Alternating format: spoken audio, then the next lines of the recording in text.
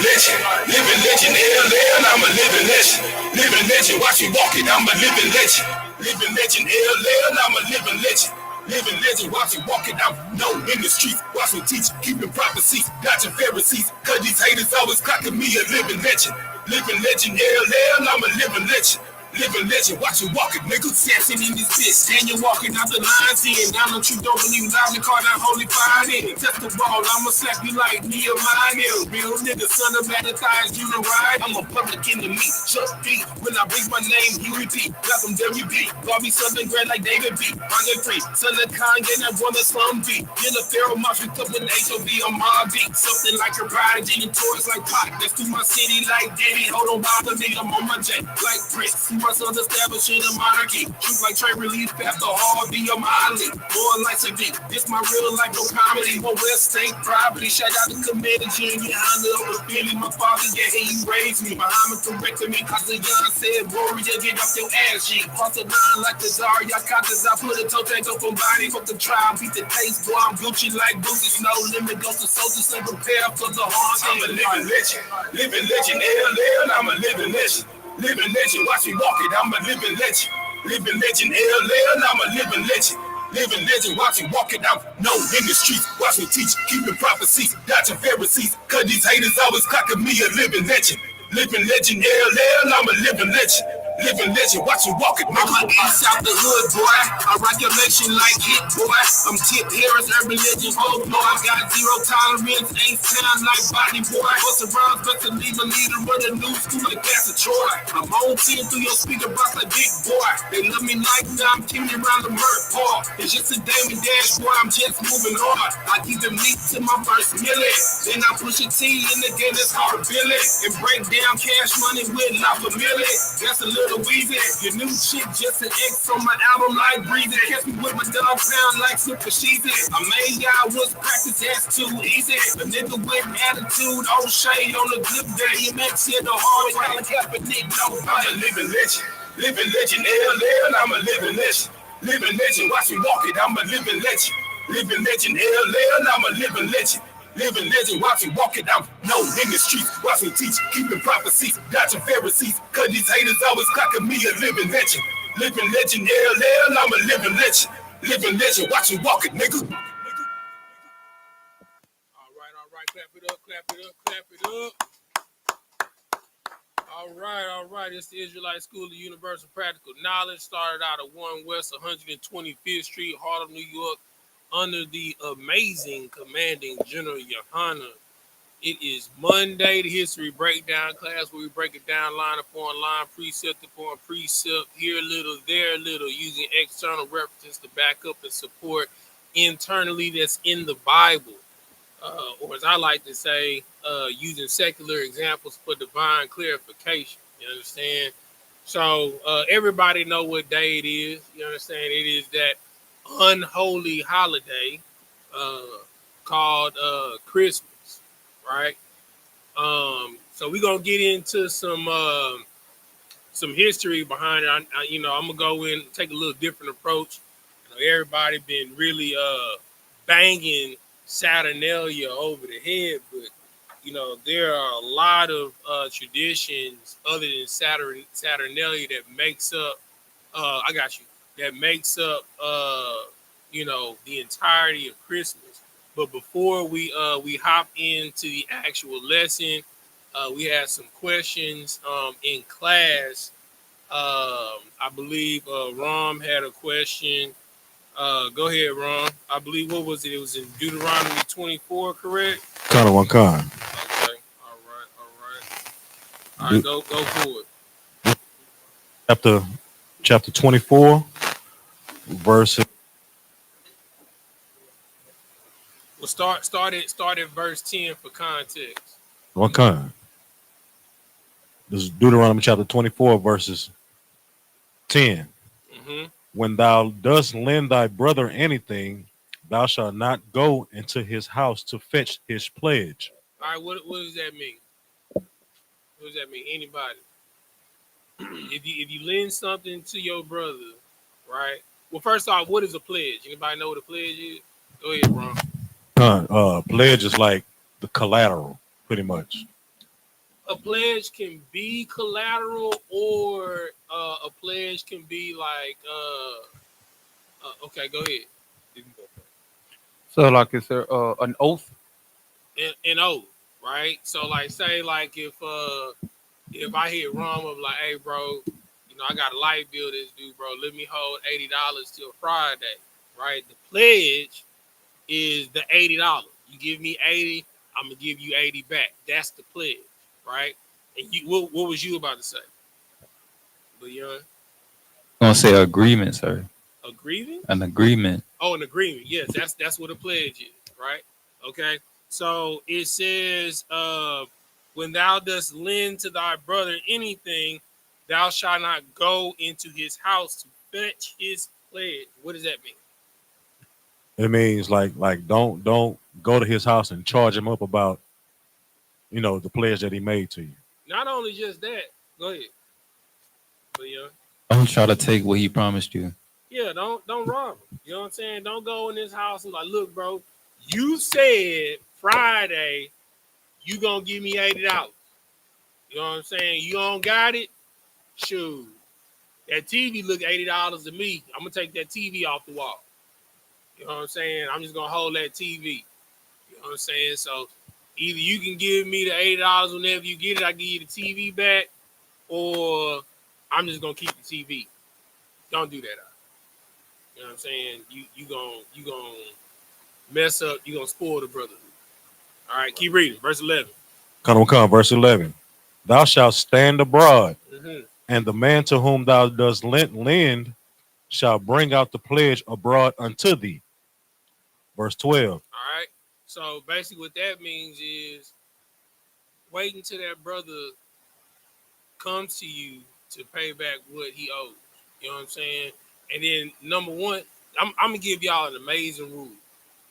Don't lend out what you need. You know what I'm saying? Like my dad, he taught me this when I was a very young man. He was like, this is not a loan. This is a gift. Reason why my dad would always say that, because when he would gift them whatever they would ask, he would follow with this. Don't come back. You know what I'm saying? So you can't say I ain't never gave you nothing, because I'm giving you exactly what you asked for. You know what I'm saying? But you never give what you need. You know what I'm saying? Like if you're able to give to someone, give it. You know what I'm saying? If you can able to give out of the kindness of your heart, give it. You know what I'm saying?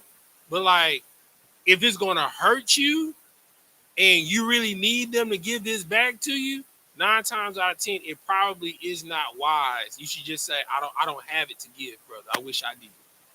You know what I'm saying? That way, it keeps you out of that mindset. Oh, nah, bro, you gonna give me this on Friday because I need it. You know what I'm saying? All right. So you always want to have a spirit of brotherhood with giving. You know what I'm saying? As well as a pledge or oath. Right. Now we're gonna but yeah, you got a question? Oh, okay, go ahead. Not only that, but if I may, if you give something that you know you need, it can put you in a bad position, especially in this captivity. Well, that's what I said. You know what I'm saying? Like that's the reason why I said what I said. You know what I'm saying? Like you don't loan something out that you need. You know what I'm saying? Like prime example, right? Uh, you know, you need your car to get back and forth to work, right? I'll give somebody a ride. I'm not gonna let you use my car. You know what I'm saying? If you need to get somewhere, I can wake up and I can take you where you need to go on this specific day. Even if you need me to come pick you up, I'll come pick you up. But I don't care if I'm off. You're not taking my car. You know what I'm saying? Because I need my car. And if you use my car and you get into an accident, now I'm out of transportation. Now I'm going to have to call somebody to get a ride to work. You know what I'm saying? That's a perfect example, right? You give what you can. You can't give your car. You know what I'm saying? All right? It's not wise. You can. It's probably not wise. All right? Now let's get to the verse where his question starts in verse 13. Con. I'll read 12 also. I'm sorry, 12. I'm sorry. And if the man be poor, thou shalt not sleep with his pledge. So what does that mean? Mm-hmm. If the person you made agreement with is poor, you supposed to give him what you owe him, and don't just wait until the next day or No, wait. that's not what that means. All right. So he said, if the man is poor, do not sleep with his pledge. All right. So we've already established that the pledge is an oath or an agreement. And it's saying if the man is poor, do not sleep with his oath or agreement. What does that mean? You said what? No, that's not what that means. I give somebody one more guess. What I say is gonna blow your mind. What you got, Kamar?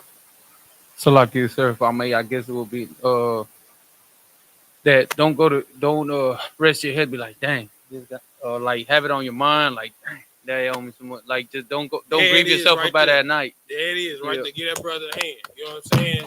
So you shouldn't every time you close your eyes, like you can't sleep because somebody owe you some money. Like, man, I'm bro, man, like, tired of living. Every time I see him, he ducking. I can't get no rest because every time I see him, he ducking me because he owe me money. You know what I'm saying? Go ahead, Kamar. Go ahead. Salaki, sir, the famous I ain't forgot about you. You feel me? Yeah. Every time I see it, I ain't forgot about you, brother. You know what I'm saying? I ain't forgot about you. You know what I'm saying? You know, that's the Christian response right there. Hey, I ain't forgot about you. I'm gonna hold you down, baby. You know what I'm saying? So that's what it means by not going to sleep on their pledge, on the poor man's pledge, because the person is poor. You understand? If somebody is poor, you understand, and they ask me for money, I'm not expecting it back. You know what I'm saying? 9 times out of 10, I'm gonna tell them like, "Hey, bro, you don't owe me nothing." You know what I'm saying? Here, like, he's like, "Hey, Salaki, I need $20 so I can make it to work." You know what I'm saying? If you needed the $20, right, 9 times out of 10, it's gonna hurt you to pay me back. You know what I'm saying? So I shouldn't be sleeping with the forefront. Man, bro, they still owe me $20, bro. You know what I'm saying? Keep reading, verse 13. All right, Conor, this is where my question comes. I was asking it, is this like a form of like debt debt forgiveness or something like that? Mm-hmm. So verse 13. And while he reading this, Kamar, give me 2 Timothy 1:18. Go ahead. Verse 13. In any case, thou shalt deliver him the pledge again when the sun goeth down, Mm-hmm. that he may sleep in his own raiment, Mm-hmm. and bless thee, and it shall be righteousness unto thee before the Lord thy God. Mm-hmm. Give me the scripture I asked for. 1 Timothy 1:18.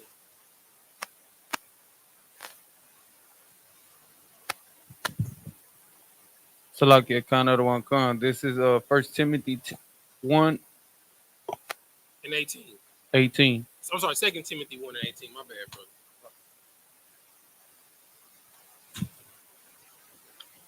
1:18. Yeah, 2 Timothy 1:18. Kana one Khan. Verse 18. The Lord grant unto him that he may find of the Lord in that day. Okay, so this verse said, we'll read the whole thing first. Go ahead. The Lord grant unto him that he may find mercy of the Lord in that day. Mm-hmm. And in how many things he ministered unto me at Ephesians, thou knowest very well. All right. So you're not giving to this brother, you understand, because of the fact that he gonna pay you back. You're giving to this brother because he's poor and that he's in need, right? I have a moniker that I've lived by before I came into the truth, right? So the Bible says, you know, do unto others as you would have them do unto you, right? I do unto people as in their situation, the way I treat them is how I want somebody to treat me if I'm in that situation. Or if I got kids in that situation, right? That's what this verse is saying, right? It's saying to do the kindness so when the role is reversed, that the Lord will show you mercy in that day. You understand? You don't do it to hold a debt over your brother's head. You ain't no work. You ain't no better than Wells Fargo, Chase Manhattan. You know what I'm saying? Bank of America. You understand? The whole purpose is if the brother is poor, just give it to him. You know what I'm saying? So that way, he's like, all right, so if I pay him back, you know what I'm saying? I can pay him back when I'm able to pay him back. And it's going to be because I want to pay him back. It's not because, hey, you remember 5 years ago, bro, when I gave you that $35, bro? You've been ducking me for 5 years, bro. I know you got that 35. I know you had that 35 times over. I need that. That's not the type of relationship you want to have with your brother, right? This breakdown from verse 10 all the way to 13 is about showing brotherhood, right? This also goes back to the law talking about usury. Like when you give a loan to your brother, not to charge him usury, which is interest. Whatever you loan him, that's what he gonna pay you back. You know what I'm saying? But if he's poor, you're not to hold it over his head. All right. Does that pretty much answer the question? All right, no sweat. Did you have another part of that verse you want clarification on as well? All right, cool. All right. So, you know what I'm saying? Back in the saddle, you know what I'm saying, so to speak. You know what I'm saying, with this unholy holiday dealing with Christmas. Somebody give me Jeremiah 10 before we start going into the history. So let's find out what the Bible says, right? And then we're going to go into why you do the things that you do on Christmas, right? And it's crazy because what you're about to read in the Bible, I'm literally going to pull in history where it comes from. All right. So we're going to talk about Saturnalia, but I'm not going to beat y'all over the head with it because, I mean, literally everybody in the UPK that had classes over Saturnalia like all day and yesterday. You know what I'm saying? So we're going to go into some other things that make up Christmas, things that you probably never, ever heard about. All right? So somebody give me Jeremiah 10. What's verse 31? Yep. This is the book of Jeremiah, chapter 10, verse 1. Mm-hmm. Hear ye the word which the Lord speaketh unto you, O house of Israel. Thus saith the Lord, learn not the way of the heathen. Do what? Learn not the way of the heathen. What's another word for heathen? A non-Israelite. What you say? Pagan. Get that brother a hand. You know what I'm saying? Right? Matter of fact, somebody give me the definition of the word pagan. This is a very important definition in light of today's message.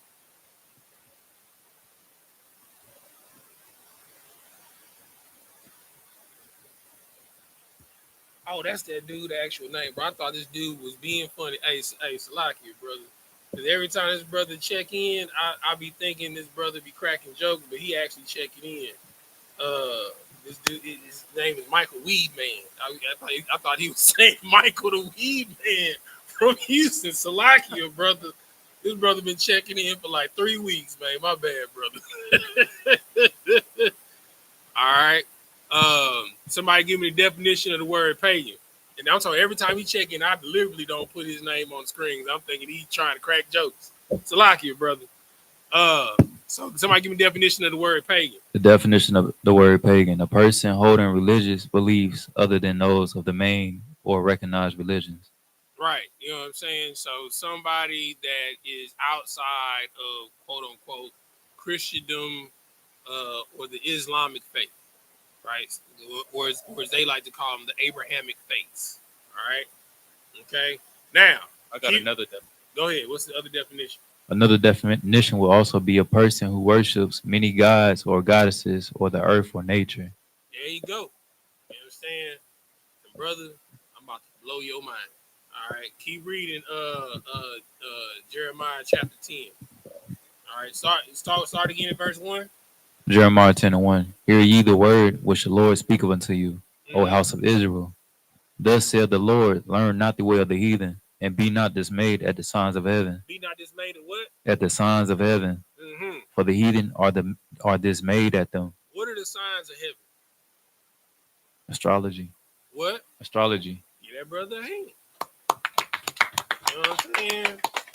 You feel me? You more what is astrology for? First off, what is astrology? Anybody know what astrology is? What is astrology? The worship of stars. That's not astrology. Oh. Does anybody know what astrology is? Anybody, you can look it up too, by the way. You can look it up. It's a study of the stars and the planets. Get that brother a hand. You know what I'm saying? Astrology is the study of the stars, right? So what is the purpose of studying the stars? What is the actual purpose of studying the stars? Kamar? So like this, sir, I made one of the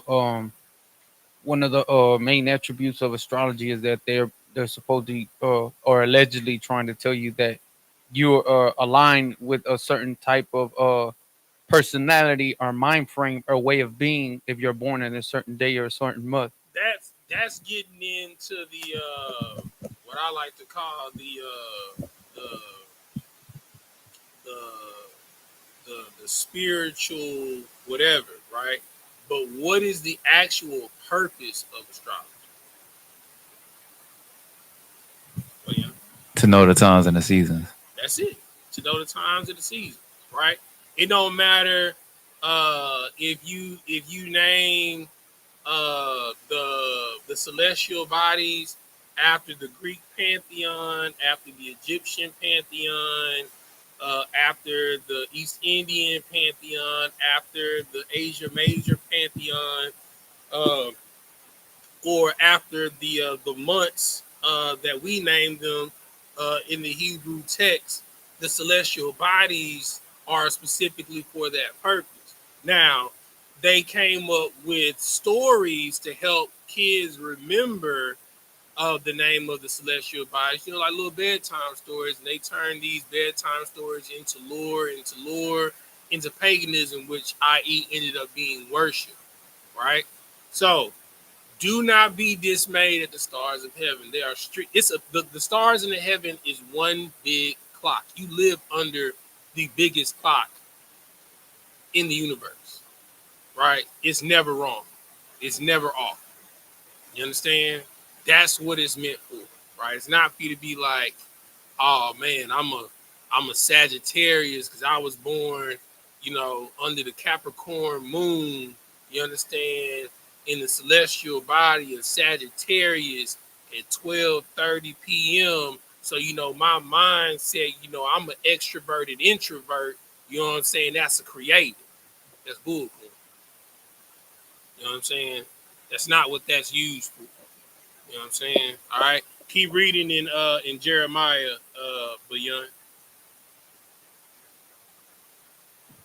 Verse 3. For the customs of the people are vain. They are what? They are vain. They are what? Are You vain. know what I'm saying? It don't got nothing to do with the Lord. You know what I'm saying? It has everything to do with their physical desires. Everything that has to do with something that isn't spiritual has something to do with satisfying your flesh, whether it's gluttony, you understand, your sexual desire, i.e. lust, you understand, or uh, you know, sacrifices, you understand, which deals with envy and jealousy, which is why you got to murder somebody once every year, you understand, to satisfy some god, and it's always the person that gets sacrificed is always the person that's the enemy of the governing body, or the publican, or the government. Always the person that gets sacrificed, or somebody that's about to expose something, i.e. kind of like in Hollywood today. Whenever somebody's about to expose something got to deal with the government, they end up dying. They call the sacrificial lamb. You know what I'm saying? All right, keep reading. For one cut off a tree out of the forest. So one does what? Cut off a tree out of the forest. Mm-hmm. The work of the hands of the workmen with the axe. They deck it with silver and with gold. They fasten it with nails and with hammers. All right, stop right there. All right. Rom, since you got the mic, break down to me the Yule. You know what I'm saying? From the message that I sent you. Yakuba, I sent to you too. You gonna read about Mithra, right? But yeah, go ahead and break down Yule, right? Let's find out what Yule is and where it comes from. You know what I'm saying? The joke's on Yule. You feel me? All right, go ahead. Kanawakan. The Yule or Joel Mm-hmm. is Nordic tradition, December 20th through 25th. Mm-hmm. Themes of lights, fire, and feasting celebrating. All right. So what is the number one thing? Matter of fact, you can just look out the window. What is the number one thing that lets you know that it's Christmas time? Lights. You know what I'm saying? It's a decoration and ornamentation and assortment of lights everywhere. You know, everybody got it. Right. You know, you don't got lights like I got lights this year. I got lights to bow down by Dub C. You know what I'm saying? You know, I got lights to what's Mariah Carey's Merry Christmas. You know what I'm saying? Your lights don't dance to the music like mine do. Right. You know what I'm saying? So the whole assortment of and ornamentation of you putting out lights, it comes from the Yule tradition from the Nordics. All right, keep reading. Kanawakan. Celebrating winter solstice. Celebrating what? Winter solstice. Now, I told y'all what astrology is, right? Astrology is about the study of the stars, right? Now, now you have the summer equinox, summer solstice, winter solstice, you have the spring equinox, you know what I'm saying? These are major key points in the time of year because it's the time of planting and harvesting, right? But they went past knowing that it's just a key point of year. They created an entire god around. You understand? So the Yule tradition, right, happens around the time of winter solstice, which is during December 20th and December 25th. Keep reading. Kanawakan. They would set up evergreen trees. They will set up what? Evergreen trees. What you read in Jeremiah? Read what that says. For the customs of the people are vain. For one cut off a tree out of the forest. They do what? Cut off a tree out of the forest. You understand? So the reason why you go cutting an evergreen tree out of the forest is because of the Nordic Yule tradition, right? You know, it's dealing with Odin and Thor and Loki and all of them, right? Keep reading. Kanawakan. As a symbol of life. Mm-hmm. And burn Yule logs. And burn what? Yule logs. You know what I'm saying? Because you know, at every Christmas, you don't have Christmas without a what? A what? What goes in a chimney? I mean, we're gonna get to that. But what is the purpose of a chimney? Let me say that. For what? A fire, right? And you only burn a fire, really stereotypically, during Christmas time. I mean, even people up north, I've never seen. I go visit my people up there in Milwaukee, Wisconsin, and all in the Midwest and all of that. You know, like they'll use the radiator, they'll use the heater, but the only time that they'll burn logs, you understand, in the fireplace is only during Christmas. Why is that? I mean, have you noticed that? I mean, even for the people in Houston that grew up, you understand, if you were fortunate enough to have a house with a fireplace, the only time that you ever remember your family burning that fireplace was during Christmas. And the purpose for that was to burn the Yule log. And what did the Yule log represent?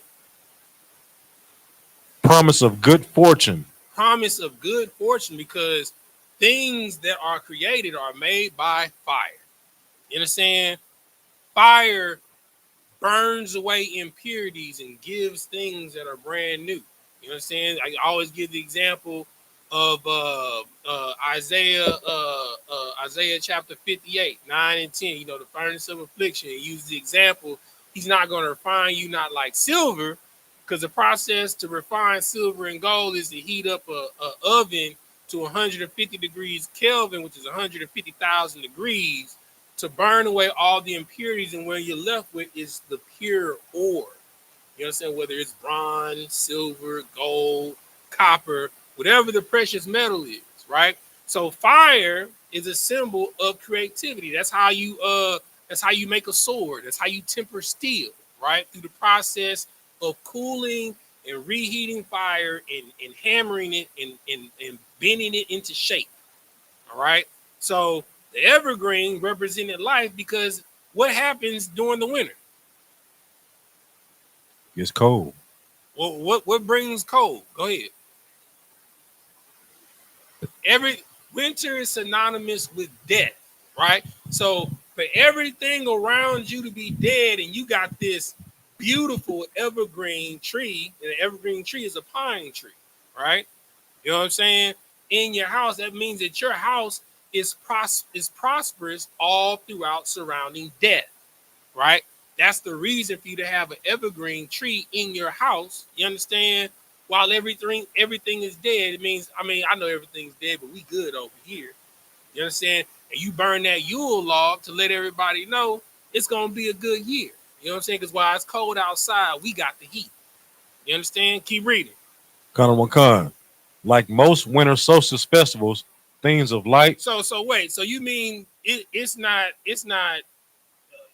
the only winter solstice festival? I mean, everybody got one in, huh? Kanawakan. You understand? So we're about to go through every single tradition that has something going on for December 25th, and we're going to see how they have all ended up being tied together into one. All right, keep reading. Kanawakan. Some historians think that sacrifices were an important part of the observance, Mm-hmm. either to the gods and other supernatural beings, such as elves, to the dead, or both. Mm-hmm. From this point, Christmas continued to overtake Yule, although some vestiges of original celebration remain. You understand? So that means the reason why you do certain things during Christmas is because of the Nordic Yule or Joel tradition, right? Which is putting an evergreen tree, fixing it upright with nails in your house, and burning logs. They're called Yule logs, right? It is to represent the fact that you're going to have a very prosperous year. And and you're always taught. Everybody sees that visualization on Christmas commercials. You see an evergreen tree, you see the Yule logs burning on the fire, and you see the presents under the tree. Right? That is the Yule tradition. You understand? Keep reading. Kanawakan. One of these is the Yule log, still popular today, although usually in altered form. Mm-hmm. It is thought that the original Yule log was a large log that burned throughout the entire multi-day festival Mm-hmm. for as many as 12 days. A popular modern take on the Yule log is a roulade style cake decorated to look like a log. All right. And what is a roulade style cake that you see every year during Christmas that looks like a log? Anybody know? Fruitcake? What? The fruitcake. That's why you got the fruitcake, because it is reminiscent. And does anybody ever eat the doggone fruitcake? Yeah. Hell no, it's disgusting, right? But the reason why you have that fruitcake every year is because it is in representation of a Yule log. That like nobody knows why every year they have fruitcakes in every store. Don't nobody ever buy these fruitcakes, right? Or at the company parties, the company Christmas parties, they'll have what's it called? I don't even know what it's called because I ain't done it no more in so long. The Secret Santa, that's what it's called. When they do the Secret Santa, you know what I'm saying? And they have the potluck and stuff like that. Somebody always bring a what? A fruitcake. Because you gotta have the Yule log. You understand? That is where this comes from. You understand? Go ahead, come on. So like you Hey, said, Bubba, somebody give me some more wine from over there. Anybody? Appreciate your support. Go ahead, come on. Salaki, sir. And if I'm not mistaken, isn't that fruitcake, that word, the terminology itself, go hand in hand with like being queer or being homosexual? Hey, brother, you know, I mean, that's that boy brought that thing out. That was heavy, like a '54 Chevy. You feel? You know Right. what I'm saying? Like, I mean, wow, the Yule log and the fruitcake, man. Good night, brother. That's heavy. That's raw That's raw Smith Central right there, my boy. You feel me? All right. Okay. All right. So let's go back to Jeremiah chapter 10. This is Jeremiah chapter 10, verse 4. Mhm. They deck it with silver and with gold. They do what? They deck it with silver and with gold. They fasten it with nails and with hammers, Mm-hmm. that it move not, That it what? that it move not. Mm-hmm. They are upright as the palm tree, but speak not. They must needs be born, because they cannot go. Be not afraid of them. Be what? Be not afraid of them. Now, why would it tell you to be not afraid of the tree? Go ahead. Because it was heathen customs to put our people's heads on trees as ornaments. Boy, give that brother a hand. Give that brother a hand. You know what I'm saying? But since he said I give you another brief history, right? So the another representation of the tree, right, is the Tower of Babel, right? And we all know that the Babylonian king was Nimrod, right? And that's the star that you put on the top of the tree. You understand? So every time you make offerings under that tree, you're making offerings unto Nimrod, unto the Tower of Babel. You understand? Yo, it gets heavy, brother. All the way to the reason why you put out milk and cookies.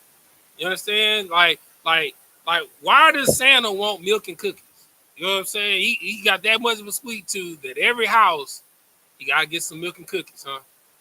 You know what I'm saying? That don't even sound right, brother. He bringing gifts to kids to get some of their milk and cookies. Good night, brother. You know what I'm saying? All right. Now, what else is synonymous with December 25th? Why does everybody say you gotta celebrate Christmas? Go ahead, Malaki. What's up, nephew? What you got? Well, it's like this is supposed to be Jesus Christ's birthday. It's supposed to be whose birthday? Christ's birthday. Boy, that boy right there. That boy smart right there. You know what I'm saying? We're gonna find out whose birthday it actually is. All right, go ahead, Yakubad. Let's find out. Let's find out whose birthday is actually on December 25th. I mean, because you know y'all been getting Saturnalia to death, so I'm gonna give y'all some extra history that y'all probably never heard before. All right, go ahead. Come. Mithra, the sun god. Who? Mithra, the sun god. Mithra. Mithra, the sun god. Uh-huh. Go ahead. December 25th, the All celebration of the birthday of Mithras, the sun god of Persians, who mystery religion was popular among Greeks and soldiers in the Roman army, was also celebrated on December 25th. On what day? December 25th. On what day? 25th December 25th. So Mithra, the sun god's birthday, you understand? That's good. That's fine. Whichever one, that's fine. You know what I'm saying? It's on December 25th. You understand? So it don't got nothing to do with the birth of Jesus. You understand? It has to do with sun god worship. Now, why is it so important to worship the sun god during December 25th? Anybody know? Blow my mind. Well, I'll give you a hint. What is the purpose of the Yule log? What did the Yule log represent? Go ahead. What did the Yule log represent? Life in a season of death. No, that was the evergreen tree. What did the Yule log represent?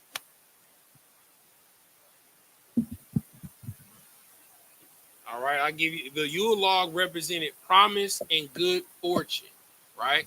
So why would you celebrate a sun god's birthday during December 25th? Go ahead, come on. So like, I'm gonna take a crack at it. So basically, I guess the transition from out of winter to the new year Into spring. Into spring. Give that brother a hand. You know what I'm saying? So we're taking the mysticism off of everything, right? So what you have to understand is every mythos and pagan festival that goes on, they turn something that was meant for you to strictly keep the times and seasons, and they made lore and gods out of it. All right. So all Christmas is celebrating every sun god. You know what I'm saying? So that's Ra, that's Mithra, that's Saturn, which is why Saturnalia. You know what I'm saying? I'm missing one. You know what I'm saying? So it's the birthday of every sun deity, right? And what's crazy is all of these sun gods, they are to be worshipped on December 25th. It don't matter what culture or spiritual system that you go through, their sun god is worshipped on December 25th, which should let you know it's the same spirit. You understand? Because why wouldn't it be a different day? Why wouldn't the sun god be worshipped during the summer? It's the hottest time of the year. You understand? Why wouldn't it be worshipped during spring? Why is it worshipped at December 25th every year? Because this has to do with winter solstice. All right. Keep reading, Yakubad.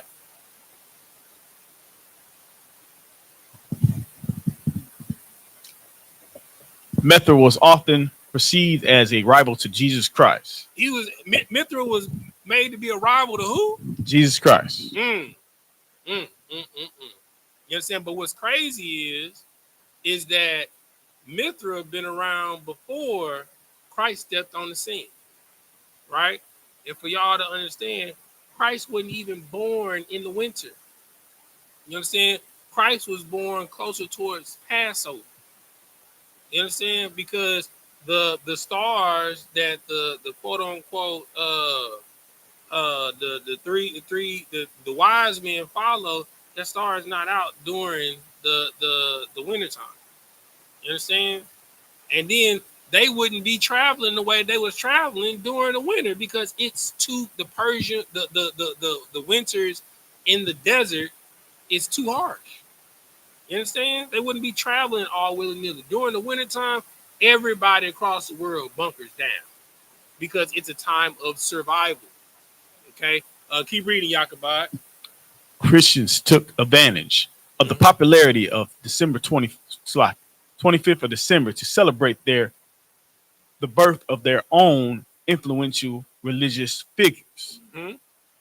During the Constantine rule, he united the Roman Empire under Christianity. Mm-hmm. And Christ's birth was celebrated under December 25th under the guise of Mithra for the Roman pagans. Good night, brother. So what you have to understand is that the Romans, you understand, were some of the biggest pagans. Like they had like 100 deities, right? But their most important deity that they had surrounded each solstice, right? So when Constantine, I got you wrong. When Constantine united the Roman Empire under Catholicism, Christianity, so he wouldn't have an uprising, he kept certain pagan festivals, which he's about to read. Easter, and then he added on Christmas, right? The birth of Christ to December 25th for two of the biggest gods that they had. Mithra, which was a sun god, who was birthed on December 25th, who was also who? Nimrod, because Nimrod is celebrated. His birth is celebrated on December 25th. You understand? And then his wife Ishtar, you understand, is where you get Easter from. Go ahead, Ron. What you was about to say?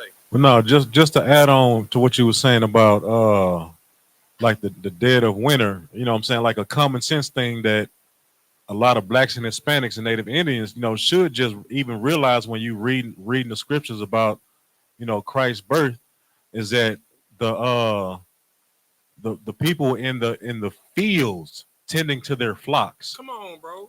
You know what I'm saying? Like if you ever been familiar with livestock, like how most country people are. Your animals, even the cows, they are not in the fields in the dead of winter. They are in the barn. They in that barn. You understand? And all you doing is busting down bales of hay to throw in there for them to eat. Right. You understand? Because it's too cold for them to graze, bro. They'll die. They'll freeze to death or get ate. Because them wolves gonna be out there looking for something out there tripping and slacking. You understand? You feel me? Get that brother a hand. That was heavy as hell right there. You know what I'm saying? Go ahead, Yakuba, keep reading. In the early years of Christianity, the Catholic Church made Easter the main holiday. Mm-hmm. The birth of Jesus was not celebrated. Mm-hmm. In the 4th century, church officials decided to institute the birth of Jesus as a holiday. You understand? So the Catholic Church, which is supposed to be the head of Christendom in the world, right? It said Pope is supposed to be the representation of God on earth. He's the one that made Christ's birthday, because nowhere in the Bible does it say for you to celebrate Christ's birthday. I mean, am I mistaken? Does it say, is that a commandment somewhere in the Bible? Does it say, erect altars in your yard of Christ in the manger, you know what I'm saying, with Mary on one side, Joseph on the other side, the wise men off to the left, and a whole bunch of sheep and stuff? Does it say that anywhere? But you'll have that set up. I can drive down River Oaks, you understand, in Bel Air, and see that in front of like at least 5 churches right now. You know what I'm saying? I can drive through the hood and see that in front of churches right now. But the church is supposed to be the house of God, but that is nowhere in the book of God. You understand? But the Christian church, the head of the Christian church, because every Christian pastor kisses the ring of the Pope. You understand? The Catholic Church made an edict in the 4th century under the reign of Constantine the Great to tie the birth of Jesus Christ with the birth of Mithra, the sun god. So, when you're worshiping sweet baby Jesus, you're not worshiping sweet baby Jesus, you're worshiping sweet baby Mithra. You understand? All right. Now let's go to the next one. All right. Somebody, pass. Let's Paul get some. So Paul, read up. Do Saint Nicholas. All right. And while he doing that, somebody give me before you read that, somebody give me Deuteronomy 7:25.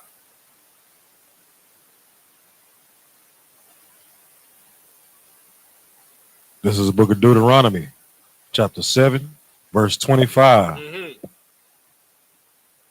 It's like the graven images of their gods shall be burned with fire. The graven images of what?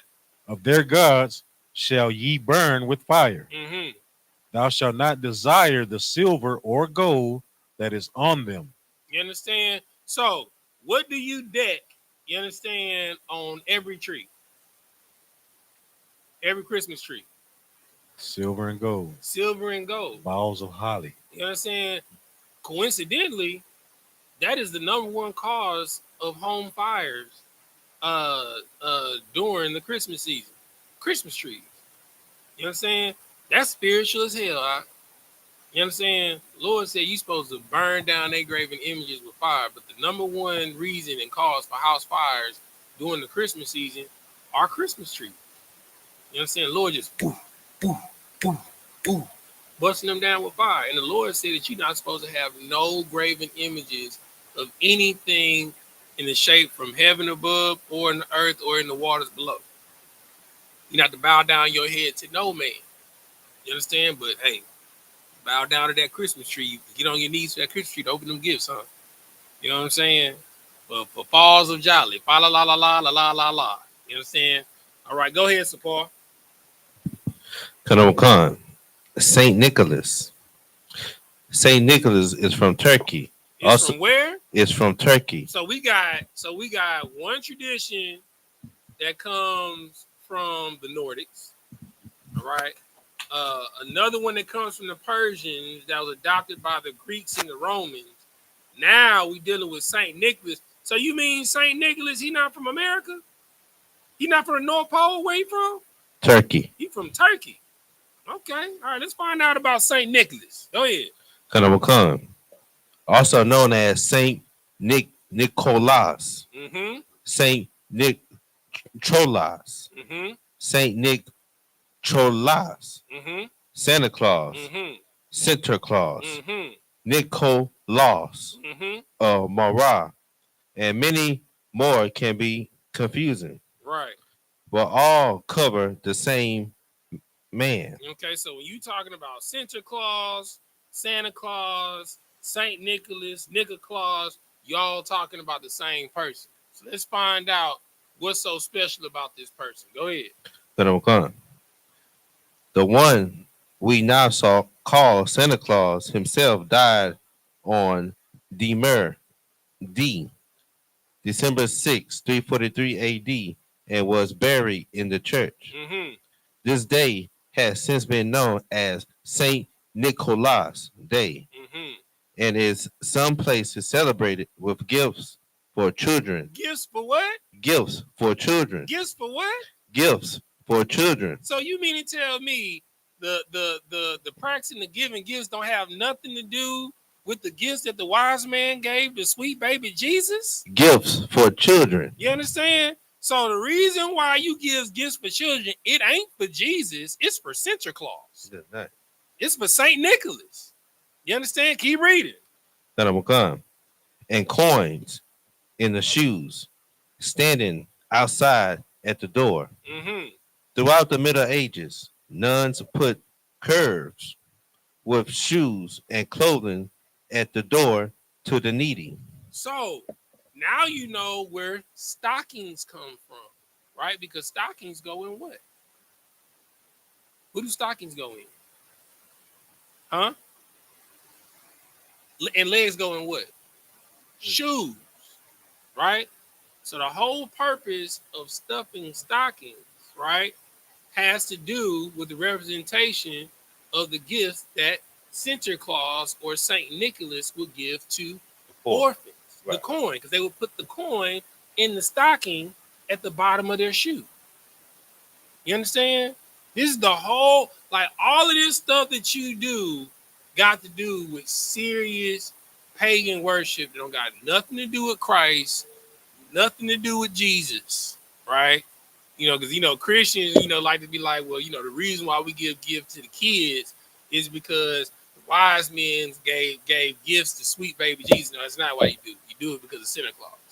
You know what I'm saying? Jolly old Saint Nick. All right, keep reading.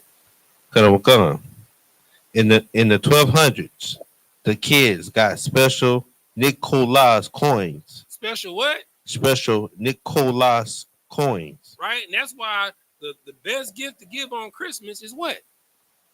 Money. You know what I'm saying? Like, it's two times a year where they give out gifts of money. And blow my mind, what are those 2 times a year where they give out money? Blow my mind. Go ahead, nephew. What are the 2 times? Nope.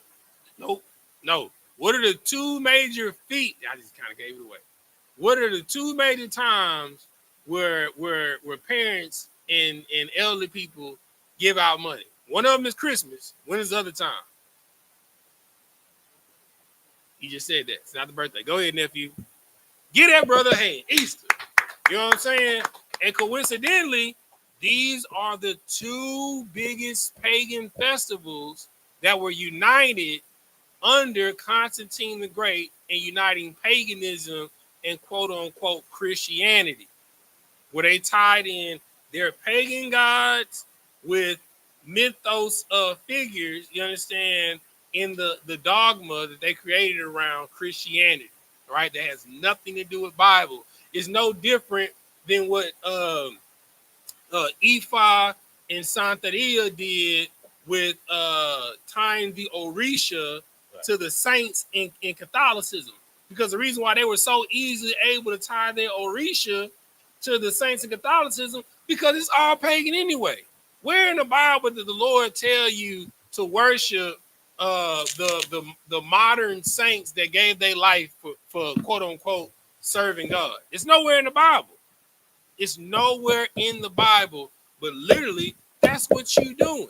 You understand? Keep reading. Come. Each year, an image.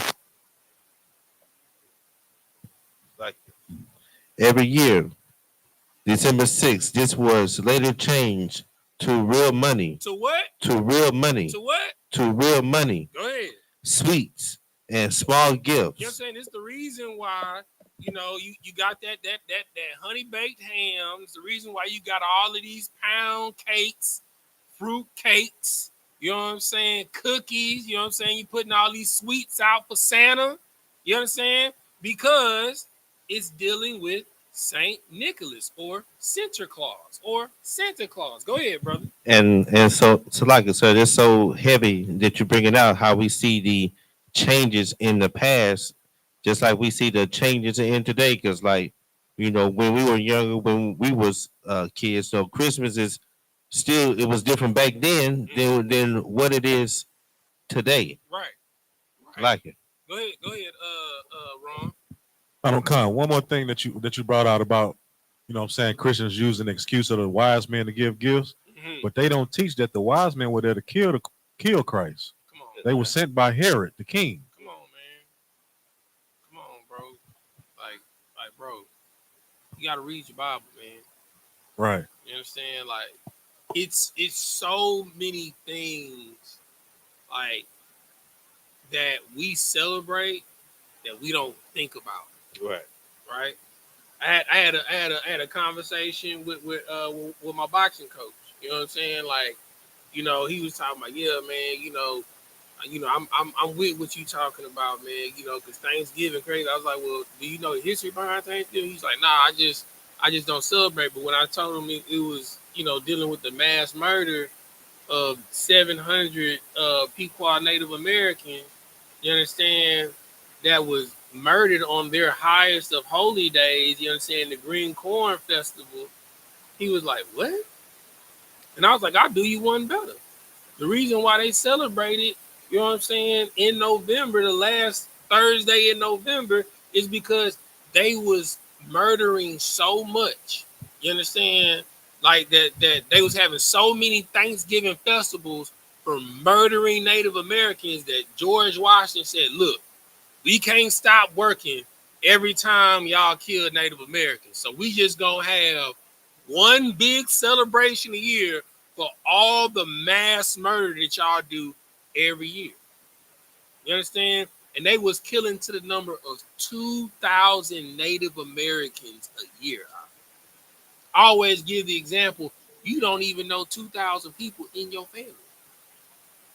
So that means entire bloodlines was getting wiped out annually. They were celebrating the annual murder of wiping out family bloodlines. When the Puritans and the Pilgrims got here, it was like 3,000 of them in the Plymouth Rock area. You understand? And it was like 22,000 Native Americans in that area. Within 10 years, the Native American population dwindled down to 3,000 and the Puritans grew to 20,000. You understand? When you do that math, Doc, that's at least 2,000 murders a year if they were celebrating. All right, keep reading. Come. And given as prizes, diligent in school for well-behaved, studious children. The naughty ones got rice. Instead, at my home, it has become a potato. You understand? Or a lump of coal. You understand? Keep reading. Come. I got it from time to time as a child, and my children have also tried it once or twice. The Dutch brought the tradition Saint Nick to America in the 18th century. You know what I'm saying? So the reason why you know about Saint Nicholas or Santa Claus in America is because America is what? Blow my mind. What is it? Why would the Dutch come to America? Because America is what? Go ahead. It's like America is the melting pot. It's That's the what? the melting pot. You know what I'm saying? America is the melting pot. You understand? It's an amalgamation of all cultures, right? So you had the people, you had the Turks here, you have the Dutch here, you have, and just in case you don't know who the Turks are also the Swedish, right? That's that entire area, right? So you had the Swedish people here, and they're also Germanic people. You had the Germans here, you understand? You had the people from France here, right? And then you had the people from Greece that came in. You had the Greeks here. If you don't believe me, just go to New York. They still there. You understand? You got Greek town. You got Little Italy. You know what I'm saying? You got Little India. You got the Persians stay over here. You know what I'm saying? You got Little Puerto Rico because that. You said what? You got Chinatown. You know what I'm saying? Because that was the original place where everybody went. That was the port there. In South Carolina, those were the biggest ports that people came in. You know what I'm saying? And with that, they brought all of their traditions. So the reason why you have jolly old Saint Nick, because it was brought here by the Dutch in the 18th century. Keep reading. Khan. In 1822, a seminary professor. A what professor? A seminary professor. What is a seminary professor? Anybody know what a seminary professor is? So like that's one of the teachers in the Christian church. Nope. Nope, it's not a teacher in the Christian church. Anybody know what a seminary professor is? Wake up, Beyond.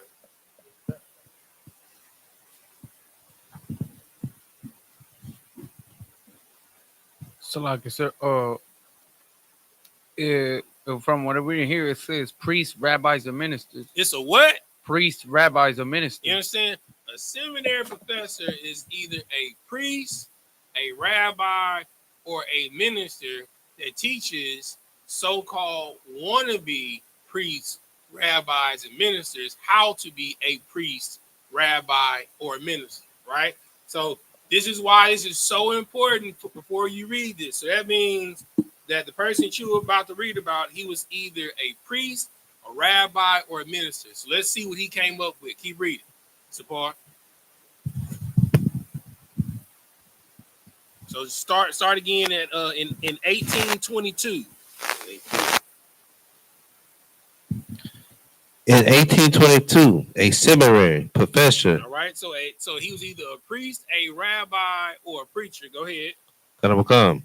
Named Clement Clark Moore wrote The Night Before Christmas. The what? The Night Before Christmas. The what?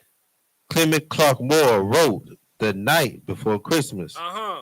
Where he reimagined Saint Nicholas and called him Santa Claus. Now, why would a rabbi, a preacher, you understand, or a minister, why would he come up with a book called The Night Before Christmas talking about Santa Claus?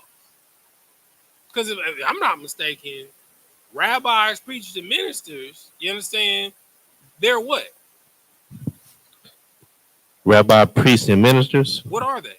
They are the teachers in Christianity. In what? In Christianity. And in Christianity, you're supposed to do what? In Christianity, like they're supposed to be what? They're supposed to be keeping God's laws. They're supposed to be followers of Christ. Right. And Christ supposedly kept God's laws. Right. So why would a preacher, a rabbi, or a minister come up with a book reimagining Santa Claus or Santa Claus? So like they could have been Jesuits priests. Yeah, brother. Look, let me tell you something, brother. You know what I'm saying? The way to destroy, because we were supposed to be a what nation? A nation of king and priest. Well, America. America's supposed to be a what nation? A what? Free nation. Not a well. It is a free nation, but what was America supposed to be known for? It's on the back of the dollar. Nephew, no. What's on the back of a dollar? Go ahead. Liberty and justice. It's not what's on the back of a dollar. Anybody got a dollar bill? Somebody got a dollar bill? Trustworthy. No. What does it say on the back of a dollar bill? In God we trust. Right. One nation under God, right? So we were supposed to be known as a what nation?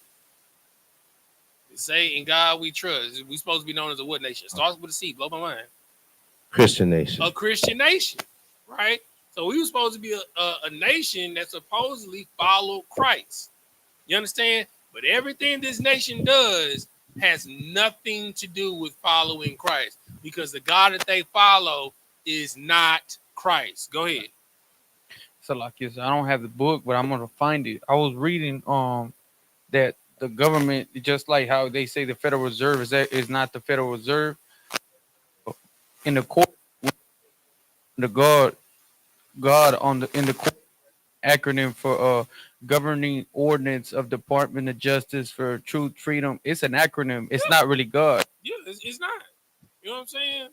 Like the God that they believe in is the God that they create, right? Which is the United States government. That's the God that they pay oath to.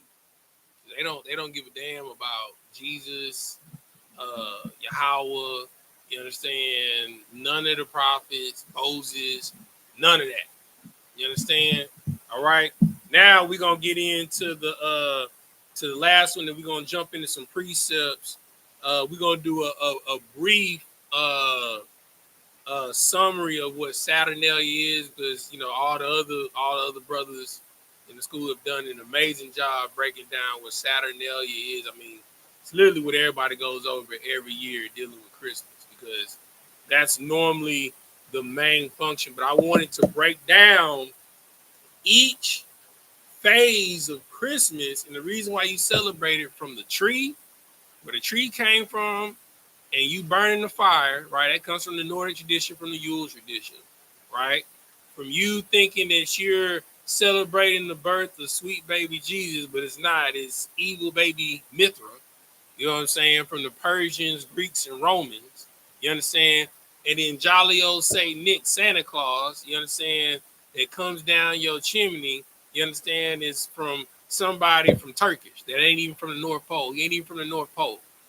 You understand? He from somewhere cold, but it ain't the North Pole. You understand? So even that's a lie.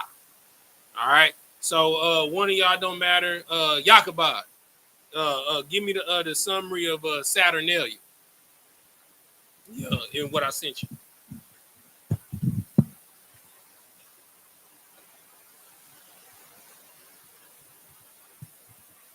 The most popular Roman festival dedicated to Roman god Saturn. The festival influences.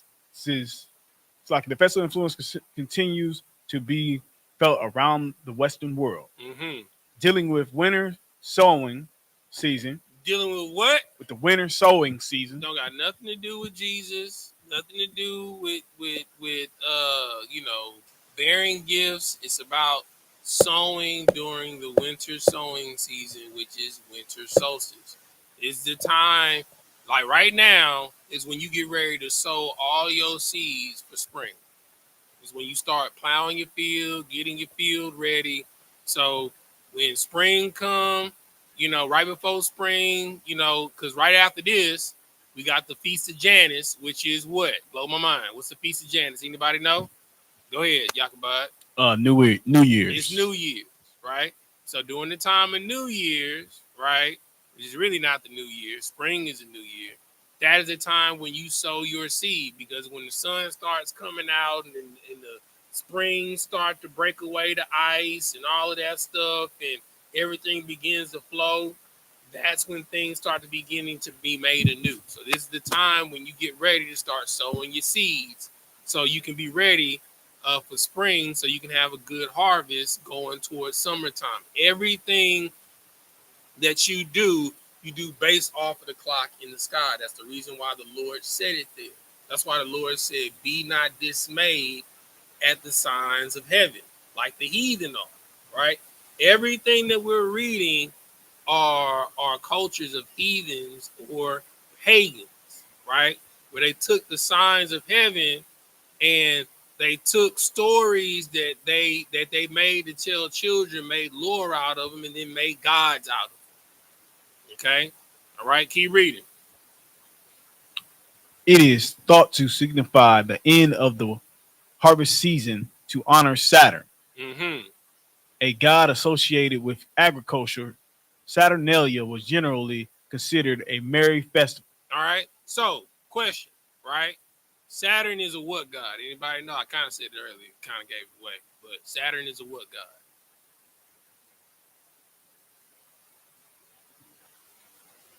What type of god is Saturn? Saturn is Zeus as well. He's also Ra. He's also Mithra. Go ahead. He's a what? He is. He's a Greco-Roman god, but what is he a specific god of? If I said Ra, that's like a dead giveaway. Go ahead. Sun god. He's a sun god. You know what I'm saying? That's why he's a god of agriculture. You know what I'm saying? Because the sun is the giving of life, which is also the reason for the purpose of the Yule log during the Yule celebration, because everything is created from heat. Right? Keep reading. With lots of feasting and exchanging of gifts. With lots of what? Of feasting and exchanging of gifts. Mm-hmm. A lot of customs that we associate with Christmas can be traced back to ancient origins, but Saturnalia had its own customs and traditions too. You understand? So everything that you do during Christmas is tied back to all of these, right? And the reason why it's tied back to all these different cultures in America, which really put, because Christmas wasn't a thing celebrated throughout the entire world. You know what I'm saying? You know, China got Christmas now. Japan got Christmas. They know nothing about Christmas. You understand? The Irish, they got Christmas. You understand? The Persians, which is, you know, the Iraqis and, you know, and the Sudanese and all of that, you know what I'm saying, in Dubai, they celebrate Christmas, right? But why have all of these things been brought together and united under one banner of Christmas? Blow my mind. Somebody said it earlier. Go ahead, come on. So, like you said, can you repeat the question real quick? Okay, so each facet of Christmas, right, from the evergreen tree being fastened with nails and erected in your house, from you burning logs, from you putting gifts under the Christmas tree, from Jolly Saint Nick, from the birth of quote unquote Christ, but it's really Mithra. Why have all of these things been brought together and packaged under one thing, Christmas? Go ahead. So, like you said, if I may, because America's a melting pot, because we're a mixture of all cultures. Give that brother a hand. Give that brother a hand. You understand? And the reason why the entire world celebrates is because America has accepted not only their piece of the culture, but they've accepted everybody else's culture and united everybody's culture under one banner. Go ahead, Kamar. So, like you said, if I may, and also Christmas is basically also hand in hand with Hellenization. That if you live in America, that's an American thing to do. Give that brother a hand, man? You know what I'm saying?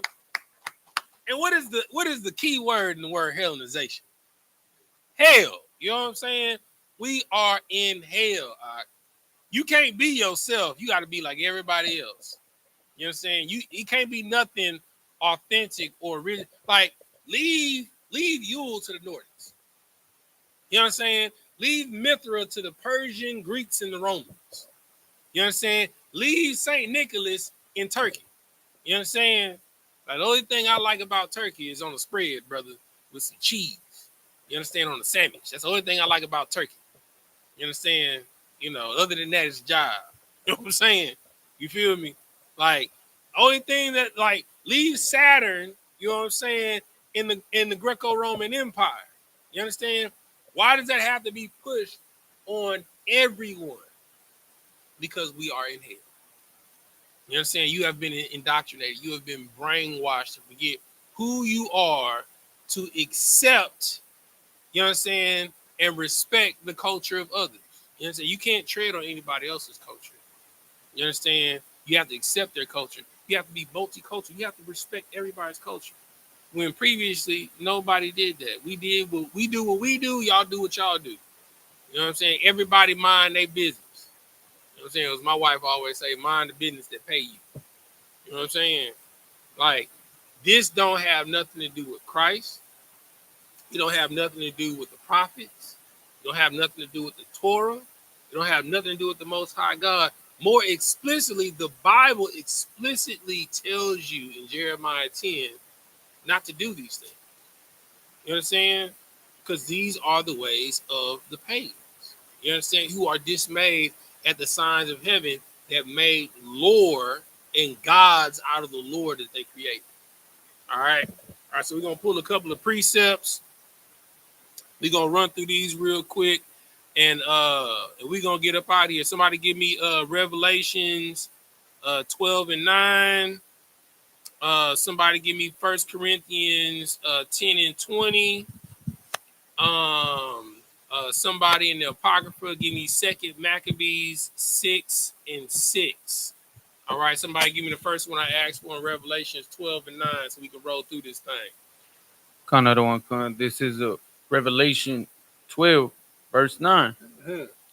And the great dragon was cast out, that old serpent called the devil, Mm-hmm. and Satan, which deceiveth the whole world. That does what?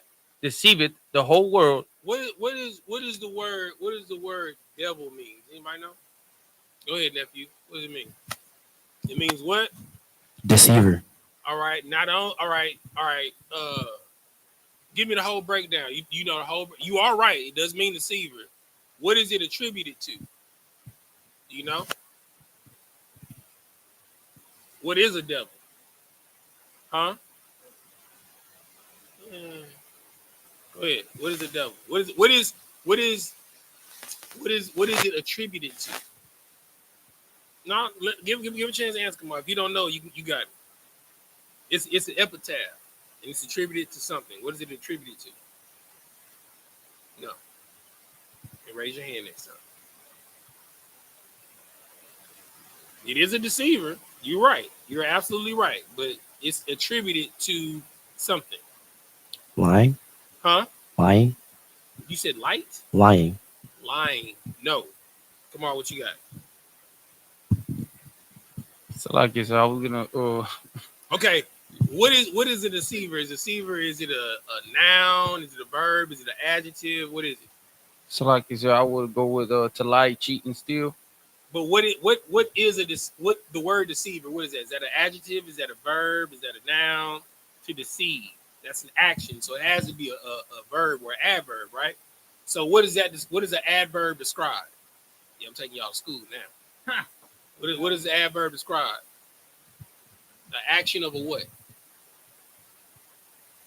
A person is a what? A noun, right? So if an adjective describes a person, that means the word devil is attributed to a what? What type of person? What type of deceiver? I mean, okay, a deceiver is an action. It's attributed to a person. What type of person? What, is it a man? Is it a woman? Can it be a man? Can it be a woman? Right. Okay. But when you look it up, the Greek word for devil is diablos. It's the epitaph for a man, right? That is a deceiver, right? And that is opposed to God, right? That is a cut that you need to always have seared into your mind, right? So when you read that scripture again, Revelations 12 and 9. The old serpent called the devil, Mm-hmm. and Satan. All right. What is Satan? Anybody know what Satan is?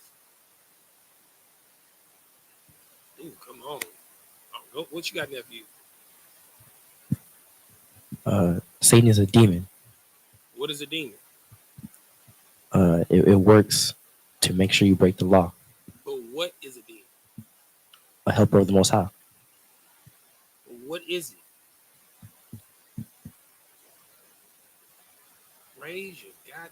Raise your hand. Next time we do it, you're gonna hold 10 push-ups. Go ahead. Somebody said it, but go ahead. So like Satan is the a spiritual demon that work on the left hand side of the Most High. Keyword. It's a spirit. You know what I'm saying? You are asking. Give Sapar a hand because he rose his hand. Give him a hand because he rose his hand. Good, you know nice. what I'm saying? A demon is a spirit. So Satan is a spirit. You are right. It works on the left hand side of the Most High. It's still an angel, right? The demon is still an angel, right? His job is to sow discord, right? So Satan is a spirit. The devil is a what? It's a what? Go ahead since you rose your hand. Give him the mic since you rose his hand this time. You won't do them push-ups. Go ahead. Amen. It's a what? Amen. A man. This. You gotta sear this into your mind. So like when you dealing with Christians, they think that Lucifer, Satan, and the devil is one person. It's not. You understand? Lucifer is a title for a man. It is the chief of the devils. You understand? It's the chief of evil men that oppose God, that is led by the spirit of Satan. You understand? All right. Now read that verse one more time since we have all of that in context. So like from the beginning. Yep. 12 and 9. This is Revelation 12:9. And the great dragon was cast out, that old serpent called the devil and Satan, which deceiveth the whole world. He was cast out into the earth, and his angels were cast out with him. You understand? So the deceiver, you understand, which is a man whose job was to deceive the entire world and his angels. What does the word angel mean? Does anybody know what the word angel means? Go ahead, Bayan. Messenger. Malakia in the Hebrew. You understand? So the man who is the opposing force to God, right? An antichrist. You understand? Anybody can be an antichrist. There are many antichrists that are in the earth right now. It's not just one person, right? There are many antichrists. You know, Anton LaVey was an antichrist. Jim Jones was an antichrist. Yahweh being Yahweh, antichrist. You know, so anybody that had a mass movement that called himself quote unquote the Messiah, the United States government is antichrist. Because as Kamar so eloquently brought out, the God that's on the back of the Bible that they entrust in is not the God of the Bible. You understand? So there are many forms of antichrist, right? They are a deceiver of all men, right? Like, why would it be okay for you? Let's just say, Yabakan, let's just say you a Chinese man to be celebrating Christmas. What does Christmas got to do with Buddha? Not a damn thing. You know what I'm saying? Let's just say Bayan was an East Indian. What does Christmas got to do with Christian? Not a damn thing. You understand? And what does Christmas have to do with Christ? Not a damn thing. You understand? It is all about sun god worship and the winter solstice, but it deceived the entire world because it packaged everything so eloquently together and included about 6-7 cultures, one from Asia, one from the Nordics, you know what I'm saying? One from the Greeks and the Romans who rule the world now, one from the Turks, which is also Asia as well. So everybody from Asia gonna roll with the major Asians. The Greco-Roman Empire, that's a dominant society, a white society. You know what I'm saying? And then you got, you know, Saturn, which is they god, and Mithra, which is they god. Everybody got a sun god. You know what I'm saying? So they package everything so deeply together to bring everybody together and deceive the entire world. Everybody can celebrate their God on December 25th because all of them have a sun god that they worship on December 25th because this is about winter solstice worship, which the Lord told you not to be dismayed at the heathen in their signs worship in heaven. Do you understand?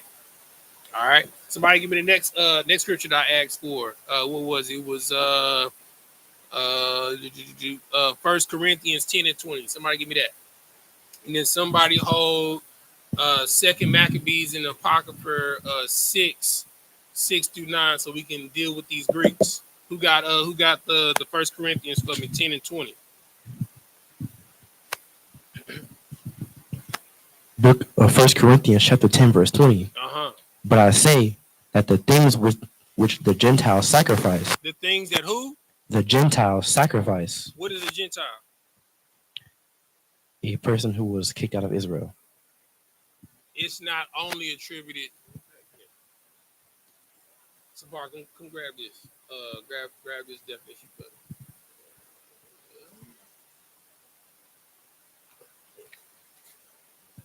It's highlighted. Hand that to nephew.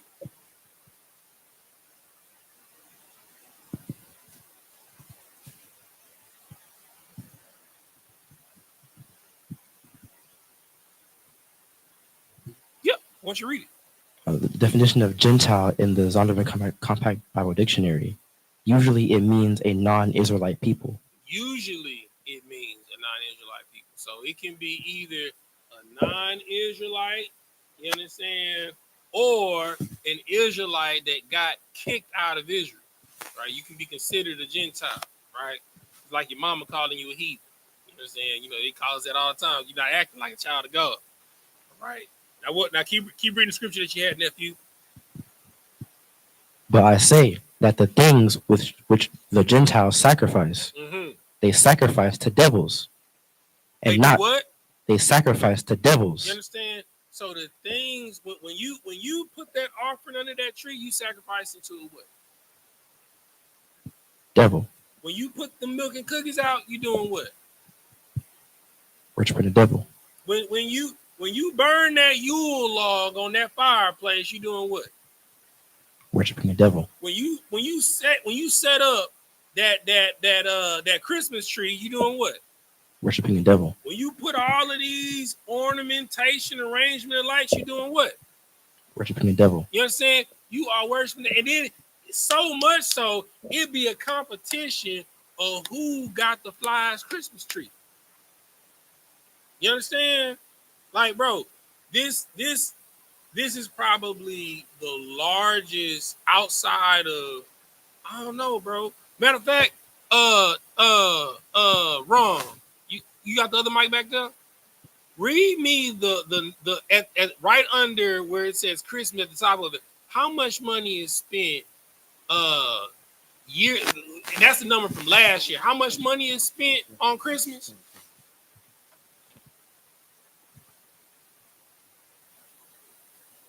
It's gonna blow your mind.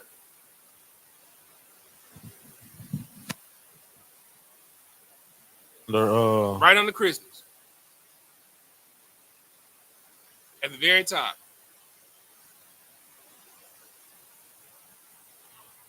$850 billion. How much? $850 billion. $850 billion is spent in America annually on Christmas. Somebody look up on somebody Google how much money is spent in America on Halloween annually. Somebody just looked that up. I think Christmas is the number one holiday. I really think it is, but I know Halloween is probably the most wickedest holiday that we celebrate in America. I just want to make sure that I'm politically correct. Somebody look up on Google. Go ahead. He got it. Kamar got it. Somebody, what other mic? Give him the mic, nephew. What did it say on there? So like it's 10.6 billion. How much? 10.6 billion. And how much is spent on Christmas? Wrong. $850 billion. $850 billion is spent annually on Christmas in America. I mean, I think that got Halloween blown out the water because Halloween is 10.6 billion. You know what I'm saying? So Christmas is the most wickedest holiday of the year. You understand? And what's crazy is during Thanksgiving, you go to any church, they're gonna have Christmas trees up. They ain't even celebrated Thanksgiving yet. The Christmas trees up. The reason why I know, I went to a funeral, you know what I'm saying, around Thanksgiving, right before the cookout. You understand? They had a Christmas tree that was at least 30 feet tall in the church. 30 feet tall, 30 feet. You understand? For what? For what?